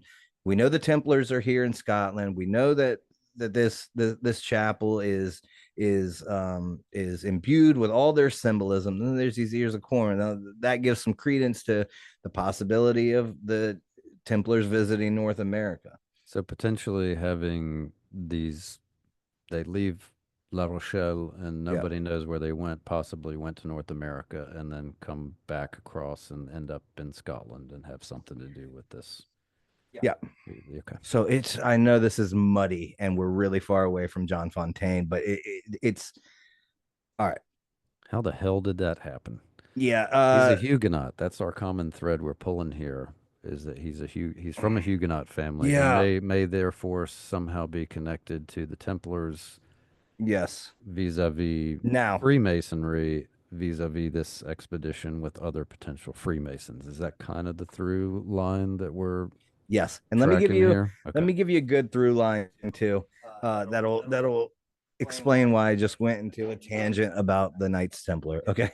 Um, in the south of France, you start off with the Merovingians that rule France, the south of France in particular, where La Rochelle is from the 5th to the 8th century. Now, the Merovingians are supposedly, in their lore, they are the bloodline of Mary Magdalene and Jesus Christ. That's their claim to fame. They ruled for a good long time, and the Merovingian dynasty that's their thing.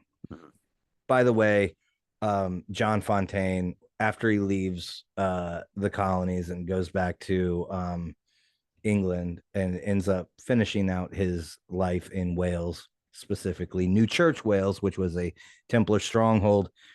He marries a woman named Mary Magdalene something.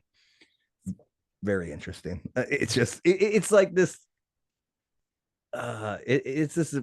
It's just tons and tons and tons of like really minor weird little things that it just doesn't stop though. It's just Little constant. potential connections or Yeah, potential overlap a with some of whole these. lot of circumstantial evidence But that that like leads you to definitely question, like, why would there be, that's a lot of oh, and random it overlap doesn't potential. stop. So anyway, south of France, ruled by the Merovingians, Christ's bloodline from the 5th to the 8th century. The Templars, and then the Plantagenets, and then the Templars move in there from the 1100s to the 1300s. Very interesting. At that time, the Templars who were based in La Rochelle help um, King Roger the Jolly of Sicily, defend Sicily against Muslim pirates, and the Memento Mori was flown, and that's where the Jolly Roger comes from.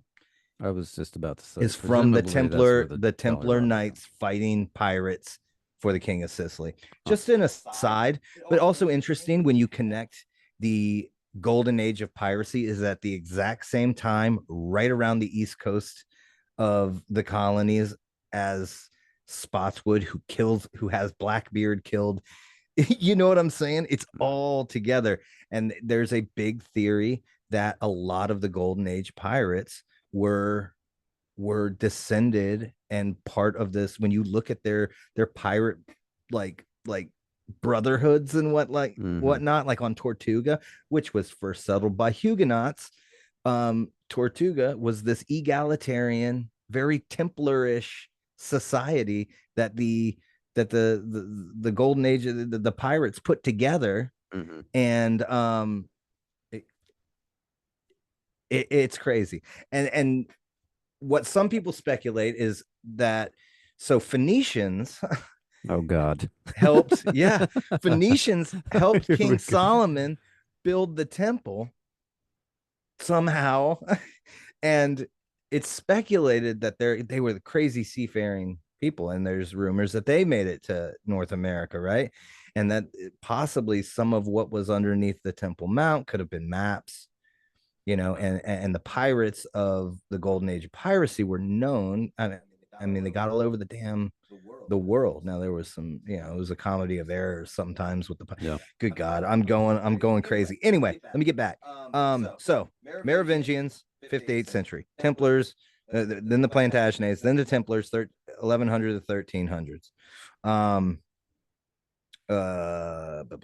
Teutonic Knights in the same area from the 1100s to the 1500s. Now, when the Templars were outlawed, so this is the overlap that connects the Templars to the south of France and keeping them there, right? When the Templars were outlawed, their possessions and strongholds and properties and whatnot were given to a couple of different orders: the Knights Hospitaller Mm-hmm. and the Teutonic Knights. Mm-hmm. Okay. Specifically, the Teutonic Knights ended up with the areas in the south of France. Okay. Now, the Teutonic Knights, But they stretched all the way up to yeah. Lithuania. Oh, they were everywhere, just like the Yeah. Templars were. Um, we get some idea that if you believe in the story that the Templars were behind the Peasants' Revolt in the late 1300s in England, early 1400s, something like that, which there's pretty great in that book right there, Born in Blood. There's really good evidence, circumstantial, but pretty good evidence that they went through England and just murdered all Catholics. No regular folks, not the little priests at the small chapels and whatnot, but the top dogs in the Catholic Church in England, and they destroyed every Knights Hospitaller like temple or whatever that they came across, every castle, every stronghold, everything Knights Hospitaller. um the peasants revolt destroyed that, killed the top brass of the Catholic Church, and that's what kind of points it to maybe being a Templar thing. It was very shortly after the Templars were outlawed, whatever. But my point in saying that is that they did that to the Knights Hospitaller, but they didn't do it to the Teutonic Knights back then. So that whatever. Anyway, so the Teutonic Knights exist 1100 to 1500s. Stuarts were in power 1300s, or existed. Stuarts come from um, the Stuart line comes from the Merovingians. A lot of those Scottish noble families, I've got a whole list of them somewhere, come from the Merovingian line. And then the Huguenots in the 1600s. So it's almost like, this Merovingian to Plantagenet to Templar to Teutonic to the Stuarts and Huguenots and blah blah blah blah blah. Interesting story here. Sir Walter Raleigh helped the Huguenot wannabe king Henry of Navarre in his fight to become the king. In 1676, Raleigh was, it says, in Harris. I think I misspelled something. In 1676, Raleigh was protecting the future King Henry of Navarre during the St. Bartholomew's Day massacre. Now, that gives you a connection between England, between the colonies, between Henry of Navarre and the Huguenots, right? One, Raleigh was the one who dropped the people off at the lost colony. This is also happening in 1676. Huguenots, Stuarts, Raleigh, um, uh, uh, North America, South France. It's a lot of weird groups together.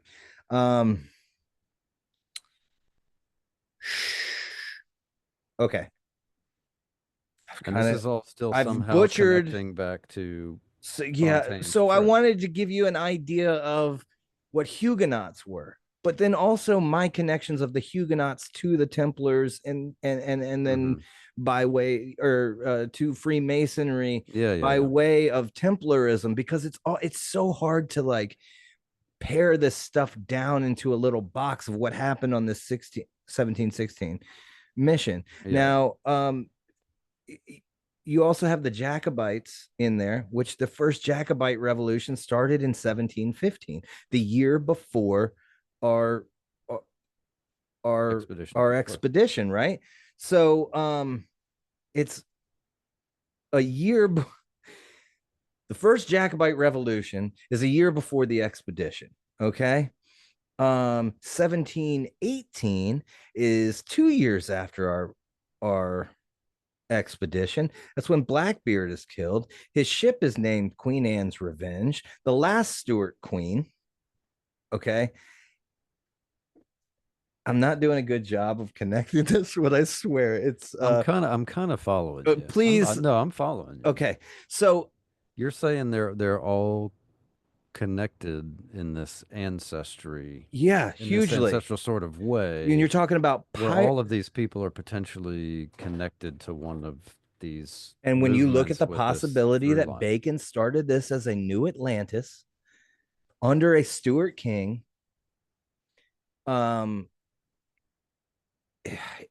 it may be. Well, here you go. Alexander Spotswood. I was going to wait to get to this, but this is as good a time as any. Germana, the base camp for the expedition. Okay. Named so because the German. The year before. There.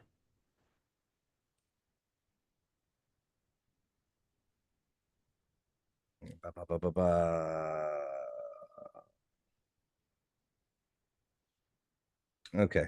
What I got here? Cavalry. Connects Templars to Scotland, specifically the Mystic Catholic. Stuarts, who were in power later in England from 1603 to 1714. So the Stuarts were in power in England from 1603, Bacon time, to 1714, starting with, I guess, Elizabeth or her dad to, no, I think the Stuarts came in on the mother's side of Queen Elizabeth. Mm-hmm. Anyway, I love the smell of bacon. 1603 to 1714. That gives you the Templar connection with the Bacon from with Francis Bacon. So the Stuarts to Bacon, especially if you consider that Robert Dudley. Anyway, we'll get to Robert Dudley and being Bacon's dad on some other podcast. Anyway, Templars to Scotland, specifically the Stuarts, who were in power later in England, 1603 to 1714, right around the time the folks with possible Templar connection, Bacon, started coming to the New World, 1607. 1714 marks the beginning of the Hanoverian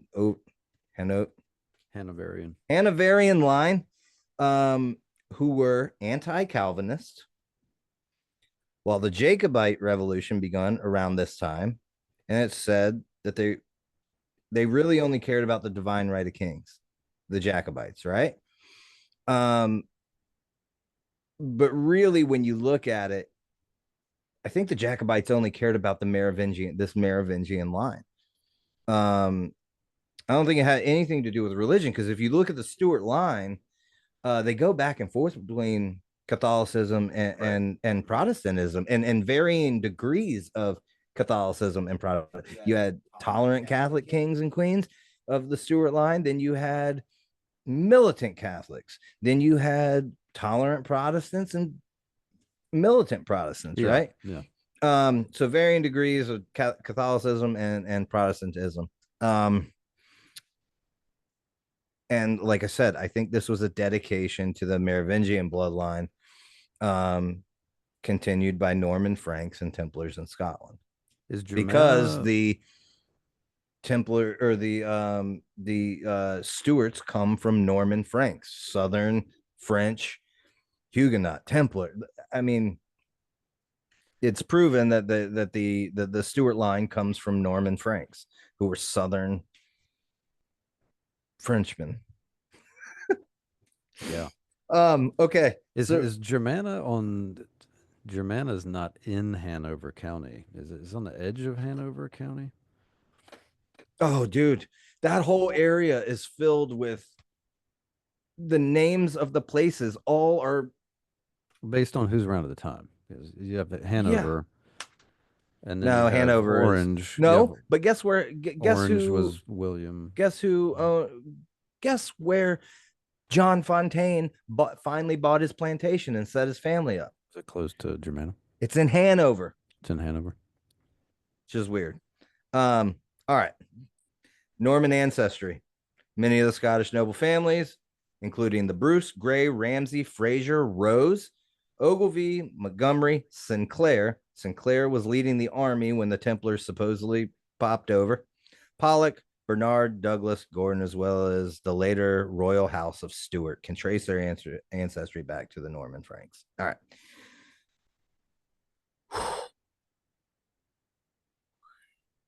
John Fontaine.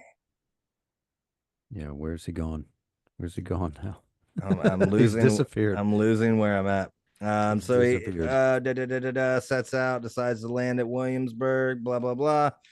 Important meeting. Oh, here we go. Important. This is going to tie it back to the Jacobites and shit, right? So they're both Freemasons. Okay, so Spotswood. So remember, I told you that John Fontaine, he comes to America in 1714. He meets George Washington's grandma, immediately becomes boys with the governor of Virginia, and then spends most of his time hanging out in Germana. Takes 2 trips to Germana before he ever goes on the 1716 expedition, right?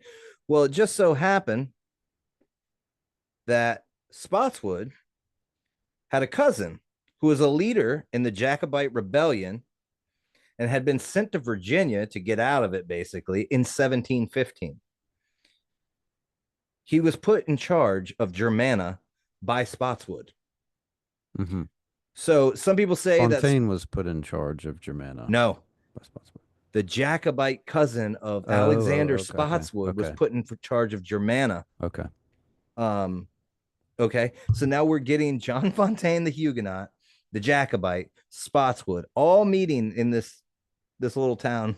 It sounds like a three guys walk into a bar. It does, A joke. but A Freemason, a Jacobite, and a Huguenot it also walk sounds into a a bar. lot like this Scottish Jacobite Merovingian line trying to be continued and kept safe over here in the United States Okay. or the colonies. Okay. Okay, so he was a leader in the Jacobite rebellion, sent to Virginia in 1715, put in charge of Germana by Spotswood as an overseer. Supposedly, Spotswood was embarrassed by his cousin Francis Hume, and that's why he like kind of stuck him out there. I don't believe that's the case. I think whatever they were doing out in Germana,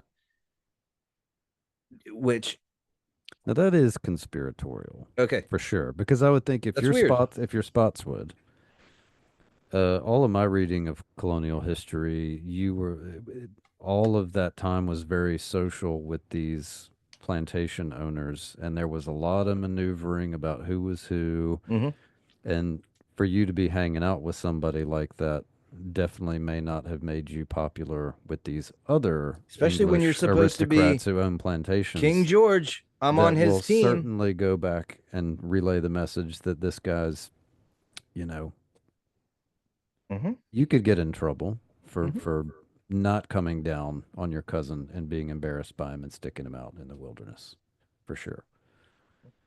And if you were So smart when you did the expedition, that's also why you'd be like, I'm going to put George's name on this rock. All of you saw that, right? You go and tell him we named the mountain after him. so there is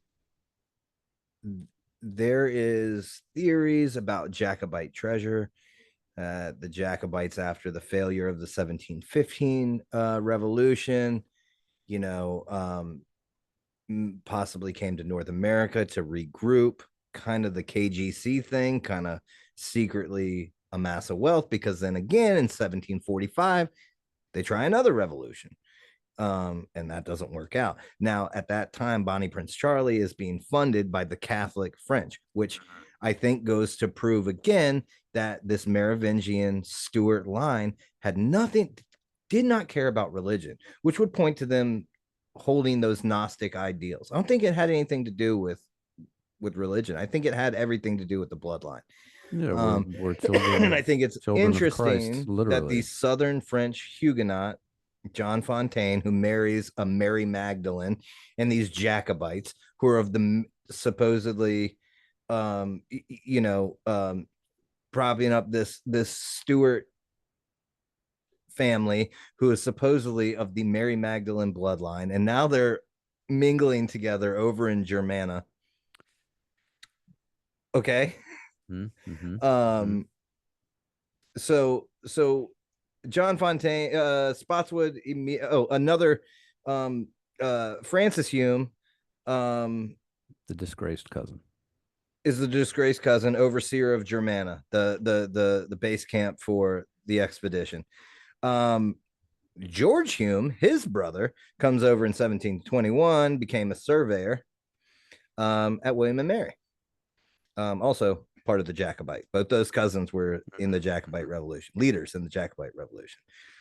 Anyway, Spotswood takes an immediate liking to the young, enterprising Fontaine. No doubt their mutual background. Oh, also, John Fontaine had already fought in the War of Spanish Succession at this point. Done with that. 23, he's over here. Who cares about a couple of Um, rattlesnakes? uh, married Mary Magdalene, died in 1767 in New Church, Wales, a Templar stronghold.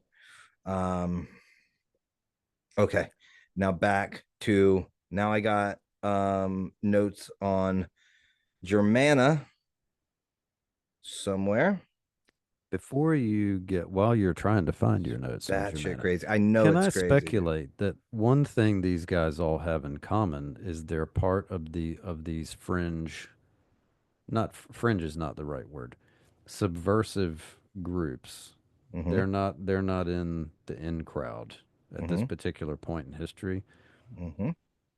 Could they not just be hitting it off due to that sort of shared experience?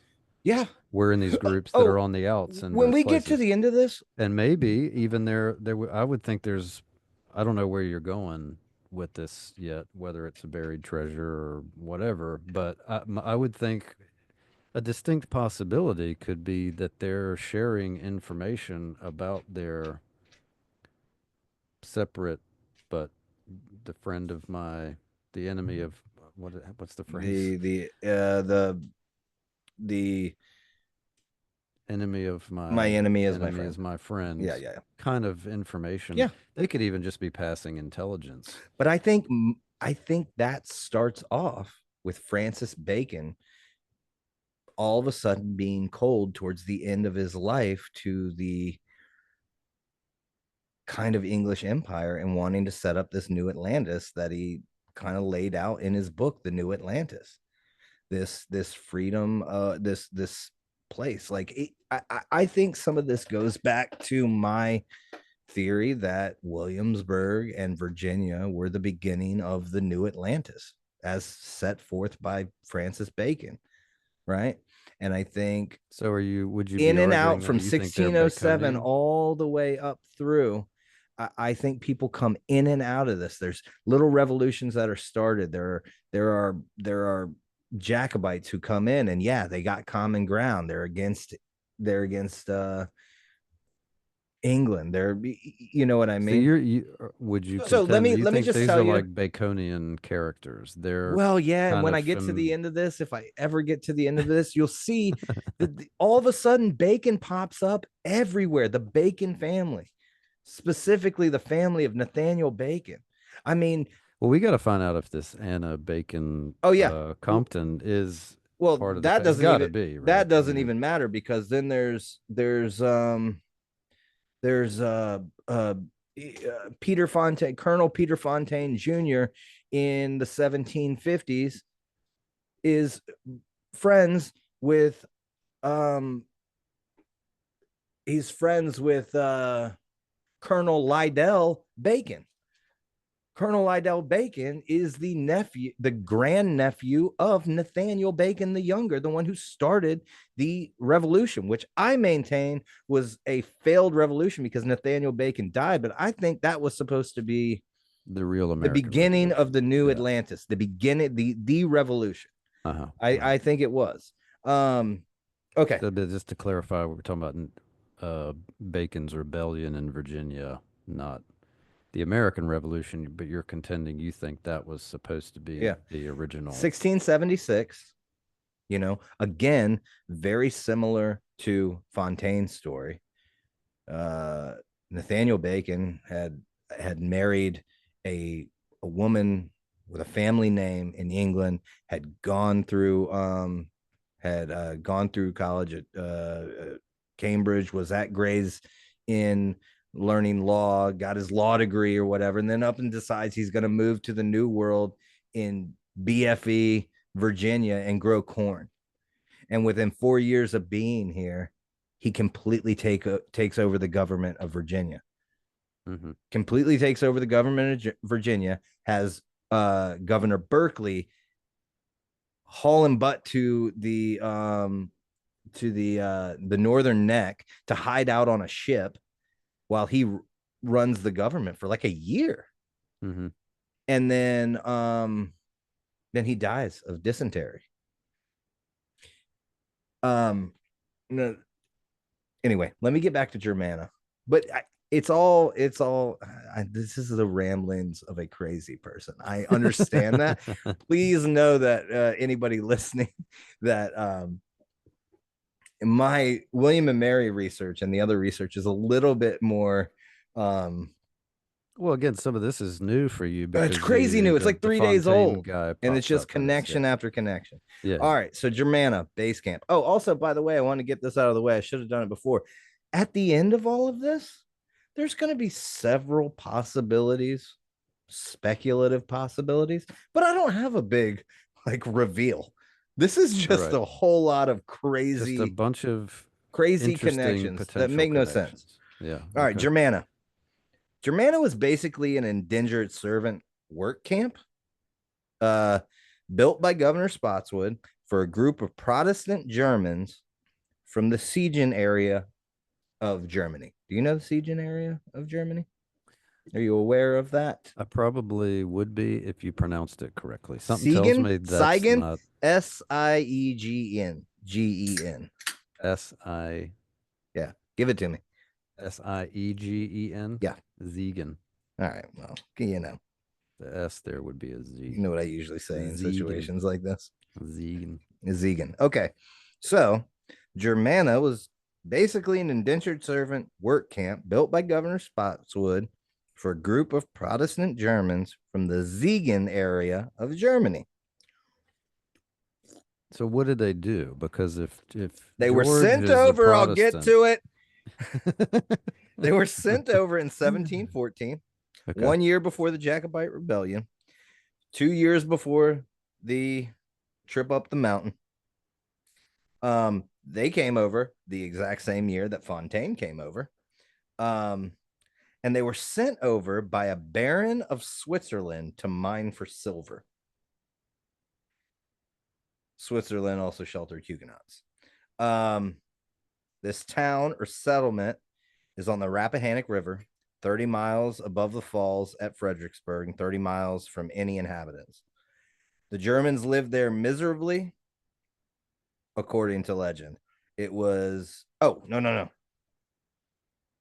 It was a miserable existence at Germana. I was gonna But say the legend where of the the Germans horrible were from existence. in Ziegen, okay, these Germans Templar who were sent to stronghold. mine for silver, Templar stronghold. okay, Masonic lodge.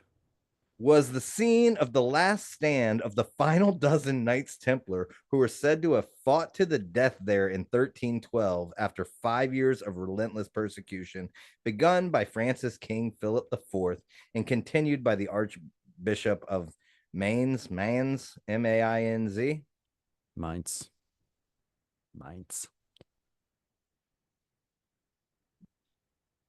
And this is where the Teutonic Knights were in the Ziegen area. So it's going back to the, you know what I mean? Everybody involved in this story is either a wealthy Southern aristocrat, a Jacobite, a a Huguenot, you know what I'm saying? It's Mm-hmm. it's weird. Okay. Now, Nothing Masonic or anything okay. on their So we go Trinity back. seal. I This just is checked all it. over the place. I know, man. This is I just awful. checked it. So, what? I said nothing Masonic on their coat of arms for the city. I checked it Of just in Ziegen? case. Yeah. Okay. Yeah, I don't know.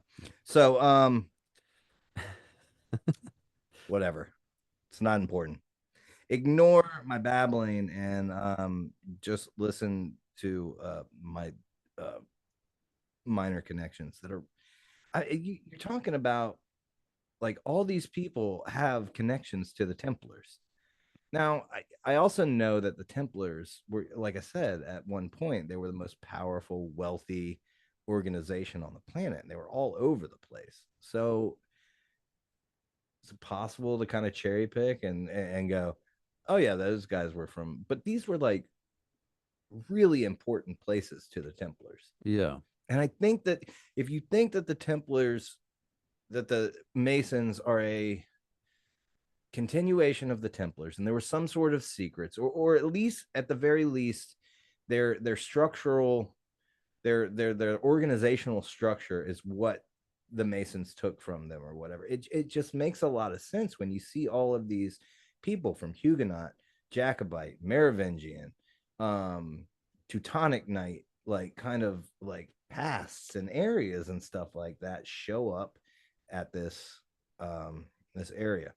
Could we say though that this is not a conspiracy. No, hidden I history. mean, I mean in the true sense of a conspiracy, No, I like don't. they're all working towards some Templar objective. What seems maybe possible as a through line is that that sort of shared connection sort of creates a certain type of personality with a certain Yeah. type of outlook. Yeah, I think so. And I think Uh, that the pat I don't think this was obviously my it's not my idea, but the idea that, masonry comes from these earlier mystery schools, all the way down to present day masonry. It wasn't this smooth line from the mystery schools to the Merovingian, to the Plantagenet, to the Stuarts and the Templars and the Teuton. Like, it was fits and starts, and I think it's like a game of telephone where, um, I think that they're passing something down, whether they're secrets, whether it's treasure, whether it's just an ideal of having a place free of, with religious freedom, scientific, religious, Maybe the freedom not to freedom of have a ideas. religion would have been Right. hard to come by back Even if it's then. just that, even if that's what Well, they're content, it took a while until America was a place where that was a thing. yeah, sure. you know all right. So I found that to be kind of weird that this Baron of Switzerland sent these Huguenots, uh, Protestant Germans from a Templar area of Germany to come work underneath the overseer who was a leader in the Jacobite rebellion, who was the cousin of the governor of Virginia. And then John Fontaine, this Huguenot of note at 23, comes over, documents this thing. They go up the mountains, have a big party. One of the interesting things, I know I'm not doing a whole lot with the expedition because I really just think it's this meeting of these people all in one little area that is the interesting part. But that is interesting. Yeah, It's I not I just about do. these I guys think it walked is. up to the top of a hill, looked over it, and And said, "There be those more people, land. All right, now right, let's go back to Williamsburg and right. tell the king we named him They after." only would they only stayed That's not an across the interesting river story. Euphrates for like a night, and then they're like, all right, enough's enough. Let's go An back. interesting story is like this is a fascinating background from a lot of these folks or Very things they fascinating. were into. And Now, is there anything to the naming it of the Euphrates? yeah, yeah. Okay, that because I was Oh, thinking it's if popped right up. Euphrates, that he's got to have something on this, like why they would have The river named. Euphrates appears in Freemasonry, particularly in the higher degrees, especially in those related to the ritual of the royal arch degree. It is associated with the deliverance of the Israelites, specifically their crossing of the Euphrates. In the context of Freemasonry, the Euphrates signifies freedom, passage, and renewal. So the fact that they not only got there, but But they they made sure they crossed it, crossed it. had a big old party, and then just turned around and came back. It it feels to me like this whole thing, the lore around it, all of it, especially since this had already been discovered. These rangers knew the paths. Sounds like a Masonic. It's a ritual, It reminds me of a Masonic degree initiation ritual where you go up, right? you get your degree. Before Freemasonry was a year before Freemasonry was a thing. Right. Freemasonry, Spotswood gets all quote these unquote, was a important thing. families in Virginia, this Huguenot, these Jacobites, and they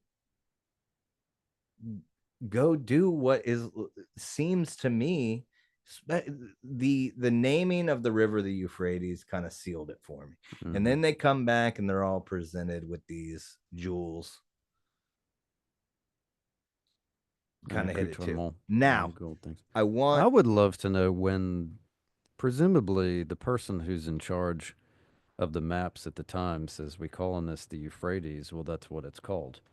I wonder at what point they They were like, stopped nah. using the name Euphrates and changed it to something else. But then again, Spotswood wasn't around long, so maybe right after that somebody said that's stupid.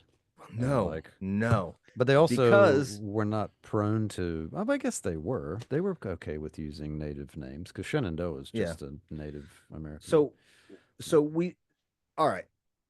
So we have um this expedition, which I think was a big Masonic ritual, like preparing these aristocrats for the coming lodges and whatever. And then Peter Fontaine up and heads back, but his brothers, You mean John Fontaine? John, I'm John sorry, Fontaine. John Fontaine goes back, and his brothers come over. I think his brothers and a couple sisters come over. They become, this is also weird. They become um pastors. When you say he goes back and his siblings come I over, think he goes are you back. talking about to Williamsburg or are you talking about he goes back He to goes back. Ireland? He's only in the country for 4 years. So he's going back to No, he Ireland. goes back to England. Okay. He gets married to Mary Magdalene. Mary Magdalene Sabatier. And they live in Wales. He goes back to England, gets married to Mary Magdalene, and then goes to Sabatier. Sorry, her last name was Sabatier. They go to Wales. He finishes. He lives until like 1767 in Wales, but in Newchurch. Newchurch is a really famous Templar area of Wales. Mm-hmm. I find that interesting. But his brothers come over and the Fontaines get dug in like ticks, dude. They're they're they're balls deep in Virginia. Okay. They become pastors. At one point, I think in the 1740s or 50s, they have a lawsuit against the people of the town of Westover Church. One of the Fontaines, one of the brothers of John Fontaine, becomes the pastor of Westover Church, So that's for those of you that don't know, is in one of the Charles City oldest churches in the on Route state of 5. Virginia, in Yeah. Charles City, right down the road Super from us. cool. Yeah. He becomes a pastor there. At some point, they change the monetary system where a pound of tobacco, it used to be worth a cent, and then they change it during some taxation period where like tobacco is now worth 2 cents, and everybody was supposed to give a certain amount of tobacco to the pastor or the rector there or whatever. And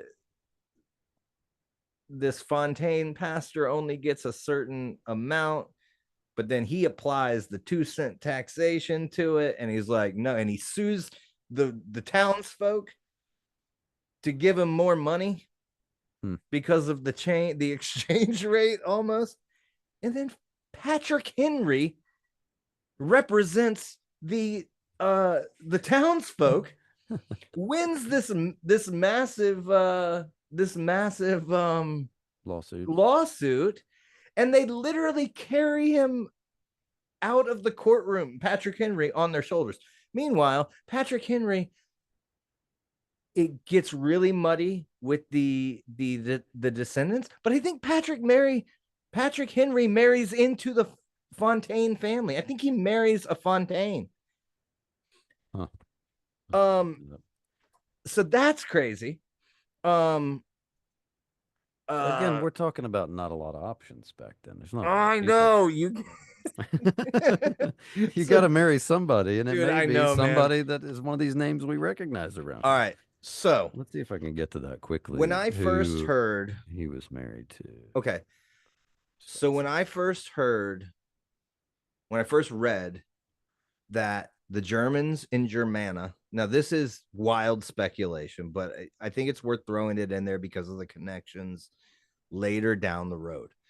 When I first read about the Germans in Germana were supposed to be mining for silver, it Okay. immediately brought me back to these connections I made in my Williamsburg research, where I was trying desperately to connect William Phipps with Francis Nicholson.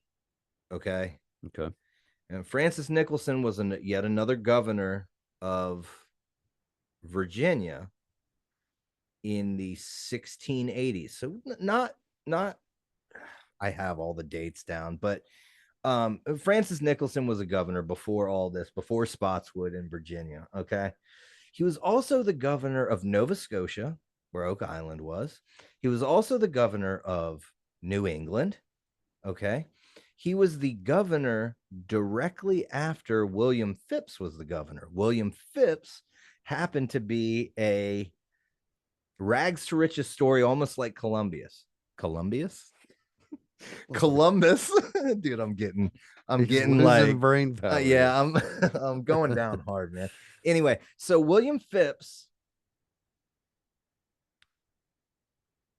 was a rags to riches story, married into a wealthy family, but was a sailor. Okay. And he is given a contract to sail, dude, to sail his ship while he's the governor in the name of Boston, in the name of New England, to sail his ship down to like Florida or to the Caribbean, okay, to loot a wrecked Spanish galleon called the Concepcion, okay? This is like in the 1780s, 90s, something like that. He's the governor. I believe he's the governor. So he's basically a privateer with the colonies go ahead to go down, and they knew this 30 tons of silver pesos were on this ship. I know we're way off in left field again, but I swear it kind of comes back around, right? So he goes down there and he comes back with a bunch of silver, but only about half of the silver, right? And he only comes back with about half of the silver, which he has to then give a big portion of that to England, to the crown, right? So it makes sense. So people have been searching for William Phipps's supposed treasure for a long time. It's one of the leading theories of the Curse of Oak Island, is that he hid his silver because they find a lot of silver in these water samples, and he was he was the governor of New England. He knew that area great, right? Okay. And so the theory is that he hid it on Oak Island. Well, what's interesting is directly after him is he dies not long after that, if I'm not mistaken. I might be mistaken. Anyway, the interesting part is that yet another governor of Virginia, Francis Nicholson, it like follows him in that, like, Phipps is the governor of New England, and then Nicholson leaves Virginia, becomes the governor of New England, and then Nicholson leaves New England, becomes the governor of Nova Scotia, which is where Oak Island is.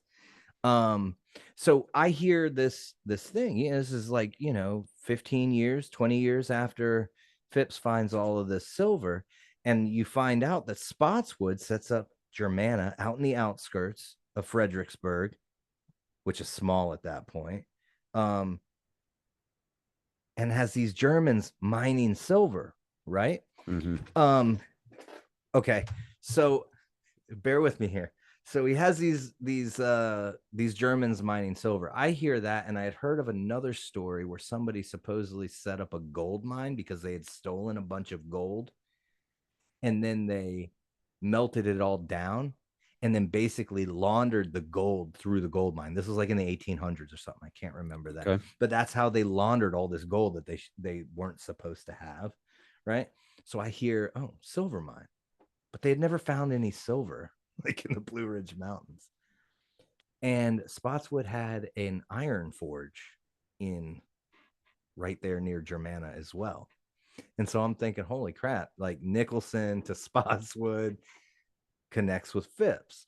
Then you find out that Nicholson had a sister, but the only thing known about her is that her married name was Phipps. Okay. Now, Phipps had his own wife in New England, right? But he was constantly up in Nova Scotia. Now, where the information comes from that the governor of Virginia and Nova Scotia and New England, Nicholson, right after William Phipps, where you get the information that the only information we know about his sister is that her married name was Phipps, is from the Canadian Encyclopedia, right? So his sister lived up in Canada. Hmm. Probably ended up there with him when he was the governor of Nova Scotia, even though it says that he spent most of his time in Boston, right? Hmm. So, dude, this is very shortly after Bacon's rebellion. It's all right. So there's a connection with Phipps, I think, to Nicholson, to Oak Island, to silver. I can't really tell, but if you needed to melt down a bunch of silver, Spotswood has his iron forge right there. Um, If you needed to. okay. But So let me my connect I it. wanted Hold to on. think about this a while ago when you start talking about these things. One thing that strikes me is like the Spanish going into the jungles of Central and South America and Well, looking for the that's where all these, fountain of youth. yeah, It's not unreasonable that everybody was just like stealing. that was the number one objective for everybody. Move into any of these places. Nobody went there to go like, let's see if you can find a leaf that we Yeah. can smoke that would be cool.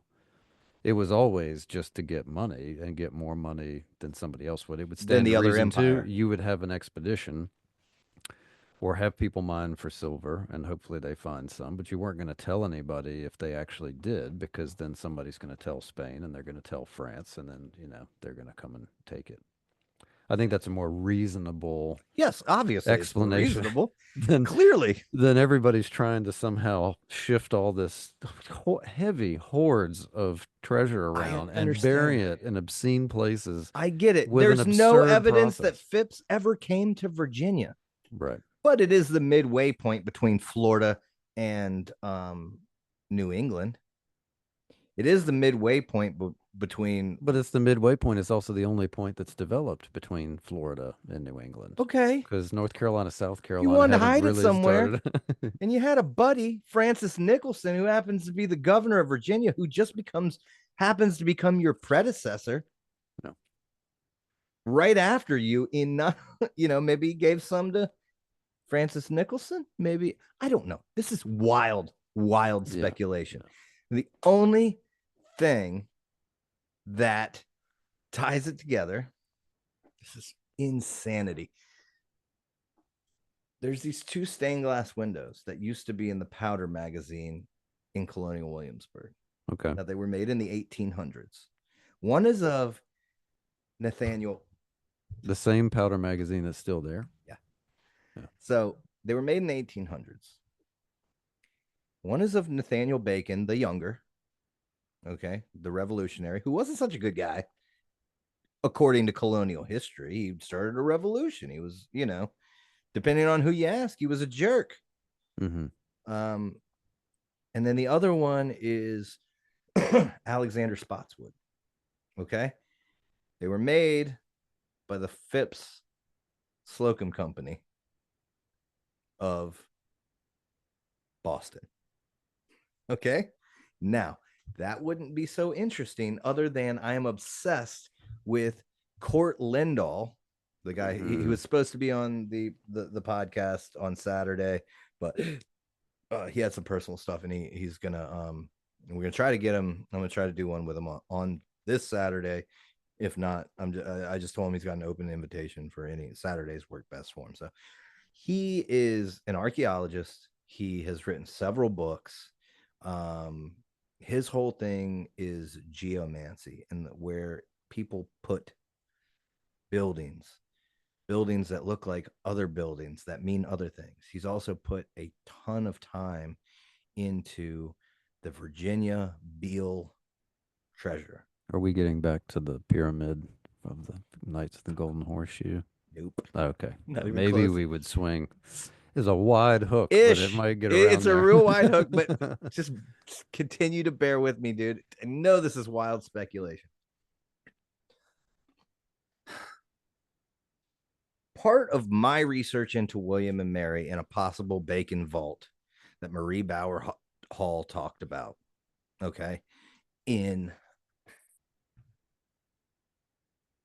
the 1920s, just before the Rockefellers took over Williamsburg, Court Lindahl has put it together that really what was buried there was the body of Nathaniel Bacon. And it was buried by his revolutionary brothers, right? Because he died unexpectedly. And because he died unexpectedly, and then the revolution was over, most of his compatriots were killed, hung right there at the courthouse in Williamsburg. It was common to hide those people's bodies because they would do what they did to Blackbeard, cut their heads off and march it up Put and it on down a pike. Yeah. the street, right? And so he's got really, really compelling evidence of all the stuff that Marie Bauer Hall found about Francis, what she thought was referring to Francis Bacon having a vault underneath the Bruton Parish Church, right? It all actually lines up with the people, Thomas Jefferson, all these people, and their involvement in Williamsburg, and probably the burial site of where, because nobody knows where Nathaniel Bacon's body ended up. Okay. So it all also relates with the Beale treasure. I'm telling you, this could be like 25 podcasts. I'm going through like, so the Beale treasure is this weird treasure story that happens in the 30s, where this guy JT Beale is going to Bedford, Virginia. He shows up and like hangs out at a tavern, makes friends with everybody in the town. Everybody loves him. Then he leaves and comes back a year later. Then he leaves and comes back a year later. And when he comes back the last time, he gives a box to the tavern owner. And he says, hang on to this for me until I come back for it. Well, he never comes back for it. And when they open up this box, years later, I guess, there's 3 pages that are filled with a series of numbers. Okay. And then something, either a note or something pointing them saying this is a cipher. And if you figure it out, it tells you where buried treasure is. Right. And some of the instructions as well point to it being within a 4 square mile of that tavern in Bedford, Virginia. Okay. And so, Which has been covered over by the National D-Day Memorial, which was built by a Freemason. is there a big No, D-Day just memorial there? that's No, where that is where but the National D-Day Memorial is there. But I just so made the rest of that up. guess in the 1750s, I believe it was, guess who is responsible for building roads and dividing up Lunenburg County into Bedford and Martinsville, I think. None other than Colonel Peter Fontaine Jr. and Colonel Lydell Bacon. Okay. Mm-hmm. Gents of that area. Did you mean John Fontaine Jr.? No, Peter So this is a Fontaine, Peter one of his Fontaine. brothers, Okay. sons Okay. who came over here. Oh, One of the gotcha. pastor One of the brothers, pastor right? brothers. Yeah. So, um, yeah, and it's all in Bedford County. And not only that, all the places around Bedford County and where John Fontaine and this Lydell Bacon, they're all named after, here it comes back to Oak Island, Halifax, Nova Scotia, Lunenburg. That's literally the county. Lunenburg is where Oak Island is. Lunenburg, Bedford, you know what I'm saying? Hmm. And it's where the Beale treasure story happens. It's Mm-hmm. just really crazy coincidence that Beals, Fontaines, Bacons, I think I abandoned the story about the stained glass, but possibly Phipps, Mm. Spotswood, Jacobites, Huguenots, all these people, they kind of like funneled down into like this Bedford County where like 100 years later, this weird treasure story about this Beale guy comes comes to light. And I mean, this Beale treasure, I mean, they've been putting the ciphers in newspapers in Virginia for years. People have been hunting for this Beale treasure for years. Well, apparently not long ago, somebody solved one of the 3 pages, and it was a the cipher. You had to use the Declaration of Independence to figure out this cipher. You could probably look that up. One of the Beale papers is deciphered, and I can't remember. I think somebody found some treasure, right? Yeah, come on. I'm Dude, gonna look this up right we now. got to get Court Lindahl in here because his whole thing is that, dude, we're so far from where we started. I'm so sorry, but it's nonstop. All these names are, and they're all like wealthy, aristocrat. They've all got this thing, something in their background that comes from somewhere else that gets applied to. And then right in the middle of it is this weird drunken trip across the mountains over the river Euphrates. There's a hit on the NSA website, about the NSA, about the Beale papers and a foil. Oh, That's interesting. oh yeah. I looked it up.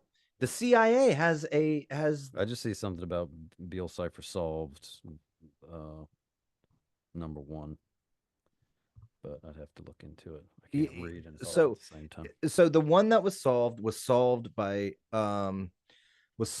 using the Declaration of Independence. You had to And it says solved it, and then what? What I did don't that lead to a remember what they location? found, bro. I'm telling you, this was 3 days of packing this Look, crap there's into my brain. three numerical papers. They solved one, and nothing happened. Something happened. I'd like to talk to Court Lindahl about it because I don't think he knows about. Well, I'm sure he does, but I don't know that he's really gotten into the Fontaines, or maybe he has. So there's this is Beale solved is the name of the site. Who knows? But locality discloses the exact location of the hidden vault, and then there's a photo of somebody digging in like a Yeah, cave hole. Who knows? But you this looks just like that ask website. AI. That looks like that website was made in 1992. So Did anyone find the Beale treasure? Also, I have all these. I did want to throw one thing when you were talking about Patrick Henry's wife being connected to Fontaine. Yes. You were close. So she was the daughter of some guy named Dandridge and Dorothea Spotswood. She was related to Spotswood, Okay. not Fontaine. So, and her other, um, she was a cousin of the Washingtons. So connected, very well connected. Spotswood and Washington. Patrick Henry's wife, this was. Okay. Second wife, The Beale Dorothea Henry Dandridge. The Beale treasure cipher, specifically cipher 2, was decoded using the Declaration of Independence. The decoded message revealed the location of a treasure containing gold, silver, and jewels buried in Bedford County, Virginia. This cipher was decoded by taking each number in the cipher and replacing it with the first letter of the corresponding word in the Declaration of Independence. So they put what was in the treasure. It says Beale treasure. What is it that says this? Where are you looking at this? Oh, that's AI. Uh, But BealeTreasureStory.com, Wikipedia, analyzing the history of the Beale ciphers. But Well, that's here you go. Here's something interesting that connects us here. And I was wondering please, about this please when bring it you home. started talking about the Beale's treasure. I was I'm like, I embarrassed wonder that I rambled like that for if so long. there is any if like because Dave McCormick started putting he had the trapezium location in Amherst Mhm. and Beale's is in Bedford, but that's what he Oh, named Beale's oh beers. yeah, He's got the two, trapezium and Beale's, but that's what he named it for. Because yeah. bealsbeer.com, Legend of the Beale Treasure, and so that's where the name came from. Why the logo is a bear then, like a black bear walking, is interesting. That's weird. Yeah. Ooh, Assuming this is the and same McCormick's got Beale's. all kinds of money. Assuming this is the same Beale's. Andy Maybe bought I'm Andy not bought looking at the this anymore. Masonic Lodge in Churchill. He did. They sold it though. Maybe he got out of it what he wanted. Uh, Did McCormick? McCormick owns a brewery in our town, and he has another one in Bedford. All right, so it is his because it's then he has another the logo on the landing page is kind of a what this guy might have looked like riding on the back of a bear. Oh, there's Sir Edmund. The cat Yeah. came to the So podcast. here's the thing. And he's got the guy digging in the ground too. Like he's looking maybe Dave found it. Oh, dude. Maybe he's using that to fund some of his recent projects in Petersburg. I don't know. Dave, I hope you're not listening to this. I hope you are, Dave. Tell us about the Beale treasure, bro. What do you mean? I don't know what you're talking about. Well, you know what's funny is when I first moved to Petersburg and I was running the food truck at the Trey Songs The Trey Songs mural. at the Trey Songs mural unveiling. That was the first time I met McCormick, and he came up and he told me all about. I had read in the paper that he had just bought the Churchill Masonic Lodge, Hmm. and he told me all about it. And he told me about finding the coffin down in the basement, and that he took pictures of it because they were walking around with like the owners, and they weren't allowed to take pictures because it was a working Masonic lodge up until they bought it, basically. Wow. I'm gonna have to Um, talk to him about that next time I see him. a little bit weird, right? Yeah, that's cool. Well, Yeah. and then I'm presumably Trapezium is after Trapezium House in Petersburg, Yeah, which I which don't is know that he owns that, but yeah, it is a connection to that's supposed to be another weird house with it is some a weird like house well, built with there's a no right Haitian connection. The owner was superstitious that built with it no right needed no angles right because angles, keep his the spirits out. Haitian house um housekeeper told him that demons or evil lives in right angles. So Yeah, the house, yeah, when you look at it, looks like a normal house, but you have to look yeah. at it at a certain angle, and it's And built like a diamond. yeah, It's it's weird. cool.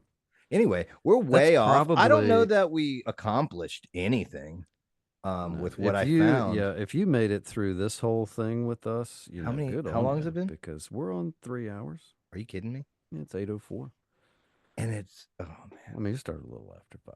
That's Yeah. not much, but I feel I bad. learned a lot about potential Did you connections of did things. I did any of it was any of it convincing? I know that it was all over the place Well, and it here's what I'm goes, going to say to that. I'm going to say no, but oh, that's not your fault because well, as you called it random, but essentially it no. was we just outlined a Podcast over. ton of connections. Yeah. That makes sense. But you said about an hour ago now, I'm not going anywhere with this. Yeah. I have no reveal. There's no point. So Yeah. in that sense, yes, making all these connections is very Yeah. interesting. But I mean, that's history. I I'd don't really like to see what Court Lindahl has to say about he honestly to can me, it all makes complete sense that the movements and the people are connected. I mean, that has to be, I don't know that so there's any great conspiracy behind it, but I right. And do in that think sense, I think I, you're onto something. Just I the think you're connections are looking at interesting. Jacobites, Huguenots, who all have an axe to grind against Catholic Church, against England. You've got Bacon's revolution in there. You've got Francis Bacon, who wasn't, who wanted to start a new Atlantis. You've got, oh God, what feels like a really early Masonic ritual crossing the Euphrates. Well, let's not forget that being an ocean away from the ruler and the government is a heck of a way to do things somewhat out of prying eyes. And we covertly. know Yeah. that not all the information Ugh. that anybody was writing down was going back to England and ending up in the hands of the person who was supposed to get it. I mean, nobody knew what was going on. I Yeah. mean, not all the time. A lot of weird stuff could have No. been going on. But then The again, Wild West was the Wild East first, yeah, for and sure. you know, Anyway, that's not even getting into some of the weird stuff we're drunken talking trip about. into the mountains by a governor and a guy that he just met, with Jacobites, Huguenots, um, lots of booze, and a lot of names that come up over and over and over and over again in early colonial hidden history. Yeah. I, Well, I, I and I mean, think that is all, and you can read about all these folks. yeah, That please they're all do. very readily accessible. Please I'm going to do. suggest a Correct couple of. me. I'm going to suggest a couple of things. Well, one is a really good book to read. It's called Bound Away, and it was I'm blanking on the author at the moment, but I read it in grad school, and it's all about the settlement of the Shenandoah Valley, which kind of starts with this expedition early on in the book, and that's just a good read in general for history of that part of Virginia.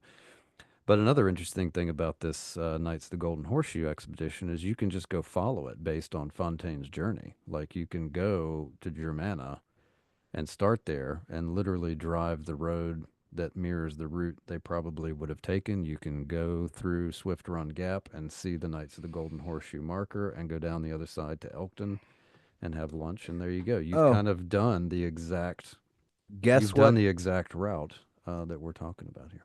Guess what family was presented with some award for generations of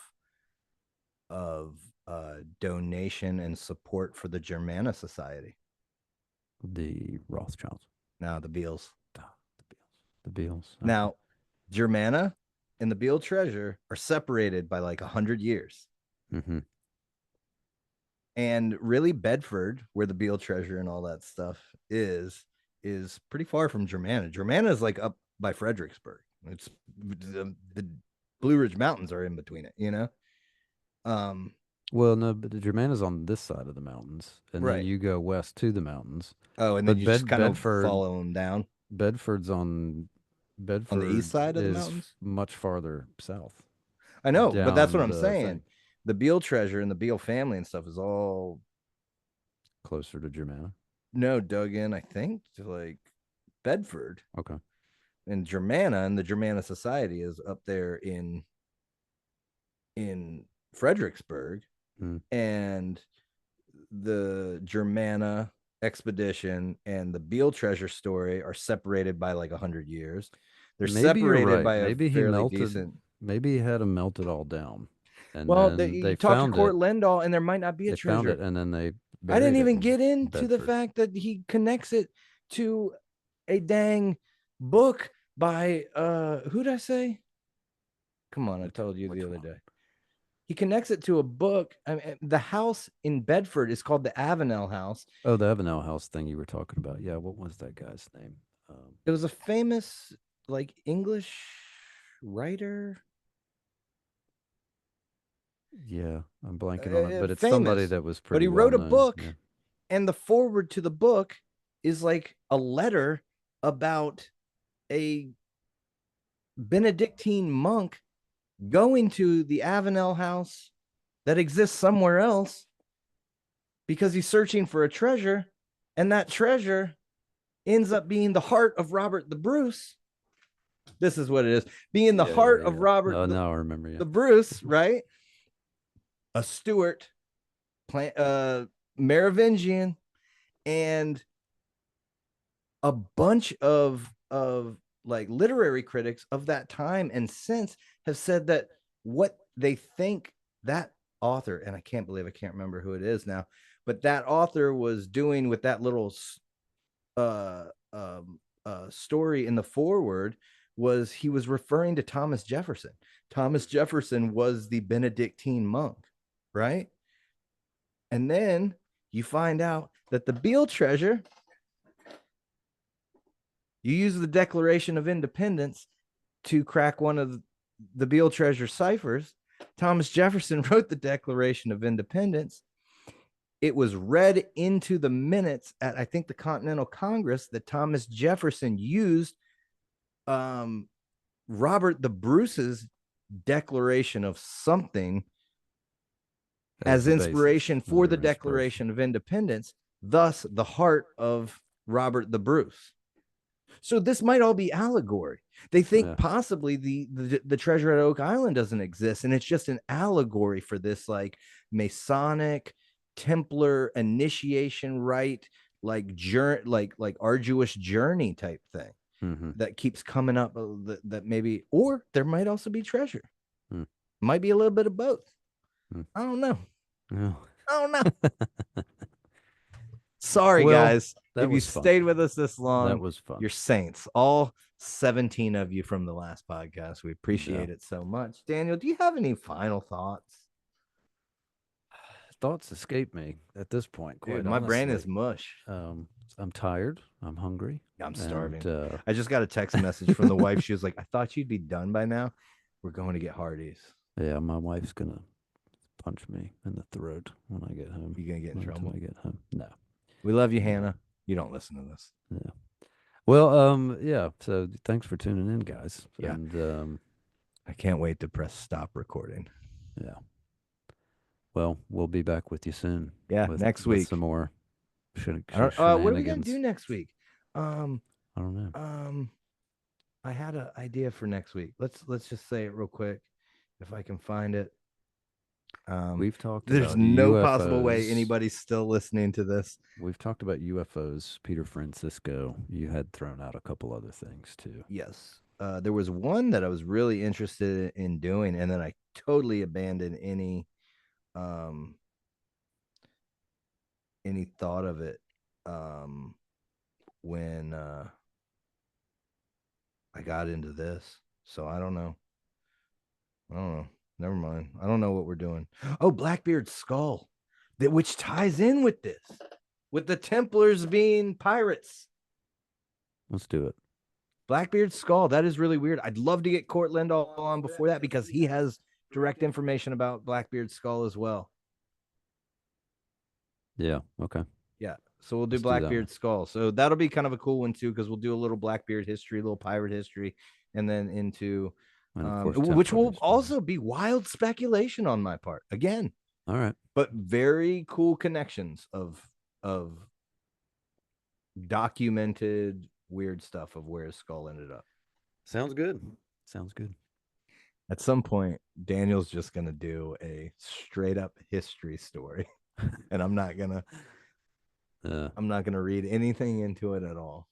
So maybe I'll do a straight up history story. I don't think it's possible for you to not read anything into it. No, dude, I've been turned, man. So, I took the is it blue pill or red pill? I don't remember. I don't know either. I don't pay attention to those things. I'm not woke or blue pilled or black pilled. Yeah. Just a dork making connections. I'm trying to draw it out even longer now. All right, guys. Thanks for listening. See y'all next week. Laters. Bye. Cool.